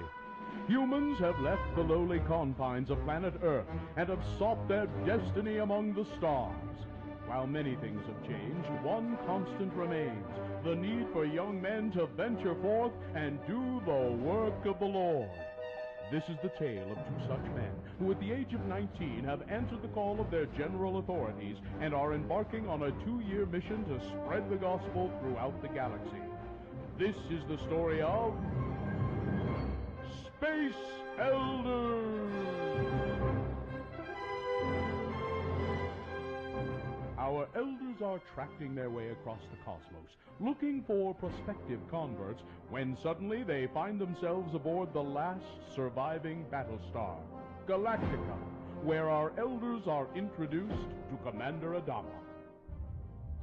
Quiet, Muffy. They don't look like Cylons. Welcome. I'm Commander Adama. Hi, I'm Elder Christiansen, and this is Elder Jensen. We represent the Church of Jesus Christ of Latter-day Saints. You know, the Mormons. Say, you look like that guy from Bonanza. I am in command of this fleet, and we are searching for the lost tribe of humans and a shining planet called Earth. What a coincidence! We're from Earth. Would this lost tribe you're looking for just happen to go by the name of Nephites? No, I don't think so. What can you tell us of Earth? Well, everybody there is pretty much like us. Hey, Lehigh, why don't you show them the Saturday's Warrior holographic disc that your mom sent you?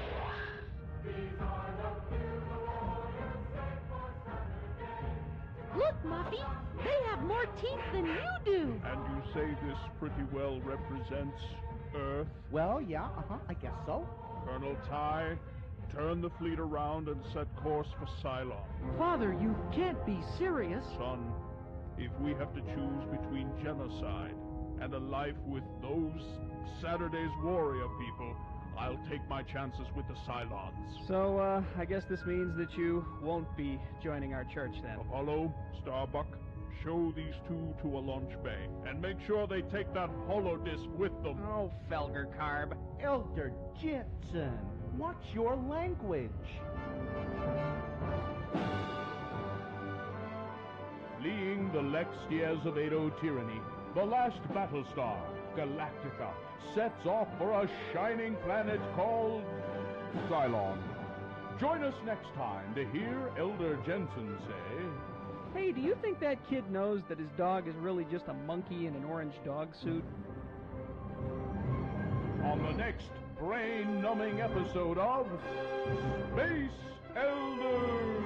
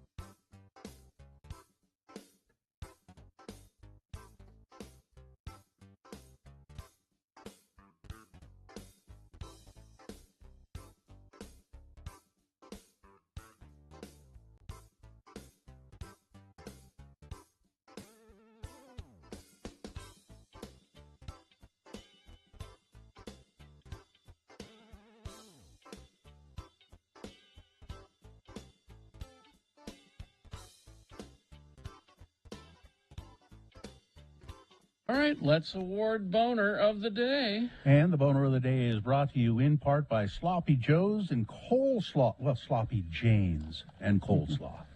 And save on skiing at Snow Basin Resort with discounts up to $20 on lift tickets when you buy online. Visit snowbasin.com. Don't mess with the climbing community. Putting grease on the boulders in Moab. Easily beat Boner candidate number one. Yeah. It was just that quickly, huh? Yeah. Okay. Well, there you go. It's your Boner of the Day for today.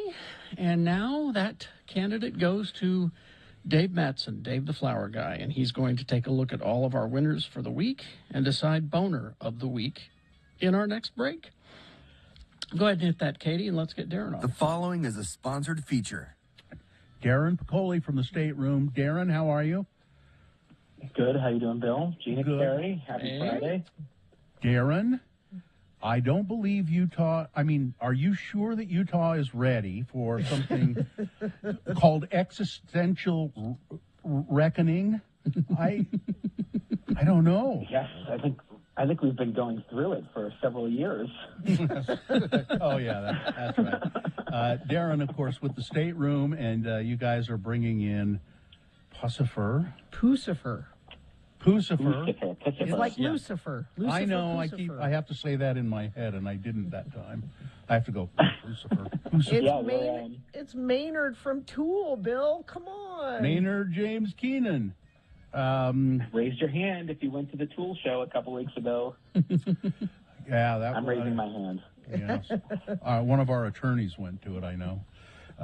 Now, so talk about this band, Darren, because I think some people are not familiar and they should be made so. Yeah, I guess Maynard needed another creative outlet because he wasn't creative enough with Tool for the past 30-something years. But Pucifer is a really interesting kind of like stand-up comedy meets Tool, if that's even possible. Mm-hmm. Very eclectic, I think, very varied from show to show, which is complete opposite of Tool, where they pretty much put a set list together and roll with it for several tours to make it as tight as possible. Just a really cool experience. I would say it's, for people who maybe like Tool but can't handle 2 hours of it, this is a good show. It's a little bit of Tool light, if you will. I like the way Tool Zero. I like the way it's described here. It says Pucifer brings their unique theater meets concert experience to the stage. Yes. Theater meets concert. Well, that's why the Eccles is an interesting place because I don't think you'd think of Tool being at the Eccles Theater, but this show makes sense. That would be sweet, though. Pucifer has actually played the Capitol Theater before. It's been quite some time, but I think the Eccles is going to be really fun. I mean, for those of your listeners who don't know, that's the new performing arts theater in downtown, and it's got a rock vibe there. We've had a lot of cool, shows where people are standing up dancing and people are filling their arms with beers and heading into the theater, and not your normal Utah experience, if you will. Now, Darren, Pucifer, it's the Existential Reckoning Tour, and then it says, now I don't know if Utah's ready for this, and maybe can you tell us how this will happen? It says, prepare to be probed. What's going to happen? I think that tour announce video kind of says it all. I think I'm hoping, let's say, it's a mental probe, if you will. But I don't know if I would put it past Maynard and the crew to go maybe a little more physical. Everybody line up. That's right.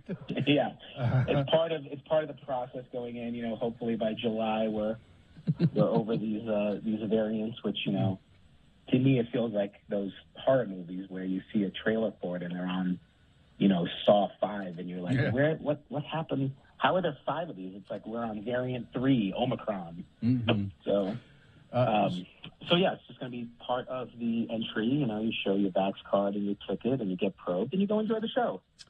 Now, so they're requiring that you have to show proof of vaccination? I think as of now, yes. Mm-hmm.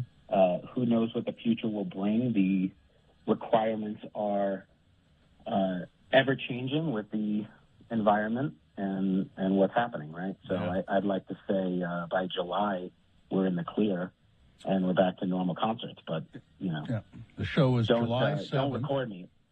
Yeah, don't record me. Is this thing on? Yes, I'm sorry, it is, Darren. So the show is July 7th. That's a Thursday. Yes. The Existential Reckoning Tour with Pucifer at the Eccles Theater downtown. A special guest, Moody Black. What can you tell us about Moody Black? I can't tell you anything about Moody Black. Okay, because I don't know much about it. I don't know about it either. I guess we'll have to do some research. I'm thinking, it's a band. Okay. Okay. They're out of California, kind of. They describe themselves as like a noise rap, which is that's an interesting genre to me. Noise rap. Yeah. Noise rap. That is. All right. I don't know if I would use that as my selling point personally, but people are there. People are there for Pucifer, okay? Yeah. So the tickets are on sale today, starting here in a few minutes. About 15 minutes. Yeah, just 17 minutes from now, tickets go on sale at liveattheechoes.com. You can also get there from thestateroompresents.com. Artix, Echo Theater. Just make sure you're actually going to the theater sites with all those wonderful secondary ticket markets out there. People get easily confused. But I would say if you go to liveattheecho.com, that's your safest bet. Direct source. Yeah, don't be fooled. Yeah, don't be fooled by those other purveyors of tickets because it's scary out there. They're scalpers, is what they are. Essentially, scary out there. Yeah. You're gonna. All right. Well, Darren, thank you. Nice no problem. to talk Anytime, to you. Guys. Listen, you're welcome anytime. Yeah. I give us a call. that. All right. Give us a call. I hope to see you soon. Okay. Prepare to be probed. July 7th. Pucifer. Tickets go on sale. They go on sale in just a couple of minutes here, about 10 minutes, live at theechoes.com. Thank you, Darren. All right, thank you. You got it. All right, we will take a break, and we'll be back with Boner of the Week after these X96.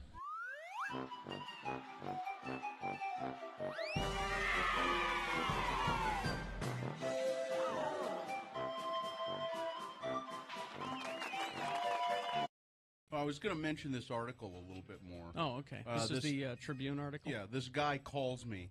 And that's why, I don't know what Richie expected. He calls me, he asks for some quotes. Mm-hmm. So the first thing you want to do, obviously, is see if he got the quotes right. Yeah. Isn't that what you always do? If you're being quoted I don't want to be paper? misquoted. No. I might come off looking stupid. I'm just concerned my name's spelled right. It is. And I was quoted correctly. I don't know about you, because you haven't looked yet. I was rambling. I was doing my dishes when he called, so I had him on my jawbone, you know. I was You in the bathroom? No, I was at Liberty Park putting my kids on the Ferris wheel and the little all the little death trap rides that are over there at Liberty Park. The little injury-inducing ride. I cut myself on this. Really?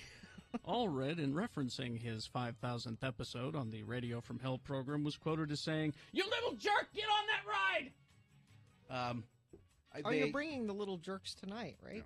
But the quote, this dawned on me. This was, I think one of the more brilliant observations I've ever had. The reporter from the Salt Lake Tribune asked me, so why do you think your show has been on so long? Why has it lasted 5,000 episodes when other morning shows and radio shows have come and gone? Some appear and go quickly, some are there for a while, but they disappear. Why have you guys lasted 5,000 episodes? And I said, well, it seems pretty simple to me. It's because nobody ever fired us. Really? I mean, isn't that he kind of paused and he said, well, I guess that is true, isn't it? Well, but we were It doesn't fired. mean it's good. We just weren't fired. We were fired once. Yeah, I guess so. I guess we were fired once. Yeah. No, you weren't fired. You could have stayed. You two could have kept doing the show. No, he was told he would be fired if he didn't sign the contract. That's what I mean. If you had signed the contract, I was fired. I was fired because I wanted to be fired. I don't different. count that as really being fired. Mm. I was fired because I really, really wanted to be fired in the long run. I wasn't going to sign. You could have kept your job if you wanted. Yeah. You signed the contract. You keep your job. I wasn't going to sign a contract with those people, and I said to myself, if they fire me, I'll get unemployment. So that's what I want. I wanted to be fired. So you were fired.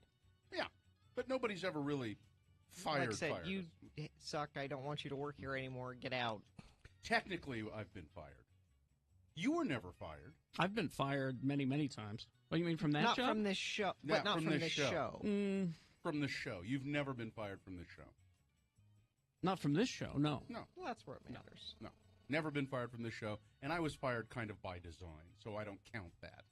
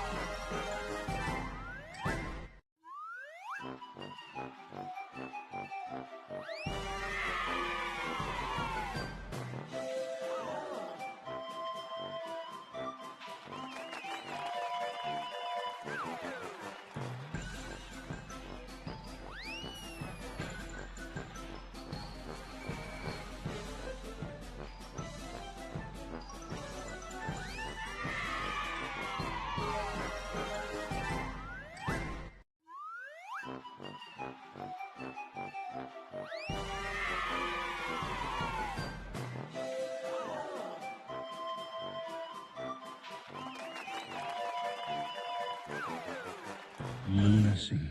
All right. I have a sponsor for Boner of the Week. Go ahead. Tim Daly has new arrivals daily and pre-owned selection of over 1,200 used vehicles to choose from, all makes and models. Think forever warranty. Think Tim Daly. Dave the Flower Guy has joined us via telephone, I believe. Ahoy, hoy, Dave. Ahoy, hoy. Yes, it's ahoy, hoy. It's Derek the Flower Guy. No. Oh, wait, Dave. Dave the Flower Guy. Dave, how's your week been? Good. Good. That's good to know. Did you do anything exciting? I sold all my flowers. Sold all the flowers. Well, this is one of his big weeks with The Valentine's Day. So. Yeah. Mm-hmm. Sold all the roses. That's really good, Dave. I'm glad you did. You're rolling in cash now, aren't you? Yeah. You got to make it last though till the next big holiday, till Memorial Day. All right, Dave. I know. You ready to select Boner of the Week? I hope you are. Yep. Because here we go. Number one from Monday was titled, Mike Lee, what does it tell you when you're the only one? Mike, now I think he's changed his position on this, but... Has he? Yes, I think so. He did actually change his vote. Yeah. So this is going to go ahead now. But at the time, he was standing in the way of creating a national historic site for a memorial to a Japanese internment camp in Colorado. Boner candidate number 2 from Tuesday. What anomalies, Phil? Come on, show us some proof. Phil Lyman proposing legislation that would get rid of mail-in voting here in Utah. He said we need to do that because there were anomalies in the last vote. He had no proof of that, but he said it. All he has to do is say it. Boner candidate number 3 from Wednesday. Thanks for the kidney. And now you'll have to do monthly payments. A man who donated a kidney to his cousin was charged $13,000 after his insurance fell flat, I guess. People who handle organ transplants say anyone who donates an organ should never, ever be billed for any services. Number 4 from Thursday. Will there ever come a day when we won't have these hideous events? Racist comments at a high school basketball game in Salem. Mm-hmm. And then there was another story of racism as part of that candidate. And then number 5 from today. Will there ever come a... Oh, no. There it is. It was the... the bouldering thing, greasing up the boulders. Yep. So which one, Dave, is Boner of the Week? Number 3. You always say number 3. No, I don't. Thanks for the kidney. Would you like to do the monthly payments now? Yeah. There you go. Dave? Okay. Thank you, David. Yeah, you're welcome. Don't spend all that flower money in one place. Okay? All right. Even over at the Buster's. Even over at Dave and Buster's, yeah. Especially not at Dave and Buster's. You could go in an hour. You could go through. Spread it out. Yeah. So much money. Don't go crazy. All right. Thank you, David. No. See you later. Okay. All right, Dave. He's going to go over there and spend all his money at Dave and Buster's. Whack-a-mole. Hours and hours of whack-a-mole. I didn't know they had whack-a-mole there. I don't know if they do or not. No, they have lots of games. I like whack-a-mole. You know why? Why? I hate you hate moles. Yeah. What did a mole ever do to you? I hate a mole killed my brother. Really? Yes. That's terrible. Let's see if we missed anything. Georgia state official accused of faking pregnancies to get off work and collect pay. I sent that to Bill. He did? That'll be probably Tuesday. Mm-hmm. Let's see. The crewless cargo ship. Oh, yeah, I saw that. It's filled with Porsches. Yeah. And it's on fire in the middle of the ocean. Everybody abandoned ship, and now it's a free-for-all. Yeah. So Let's rent a boat. A slightly fire-damaged Porsche, perhaps. Get you a deal. Yeah, I think we got it. I think we're covered. I think we've got it all taken care of. Don't forget, liquor stores are closed on Monday, folks. Yeah. And so are we.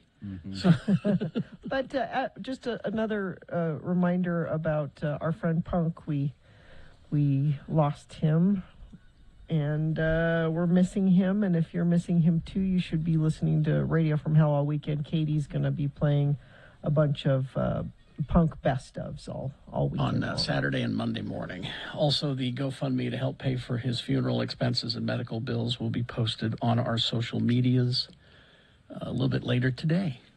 So thank you for that in advance.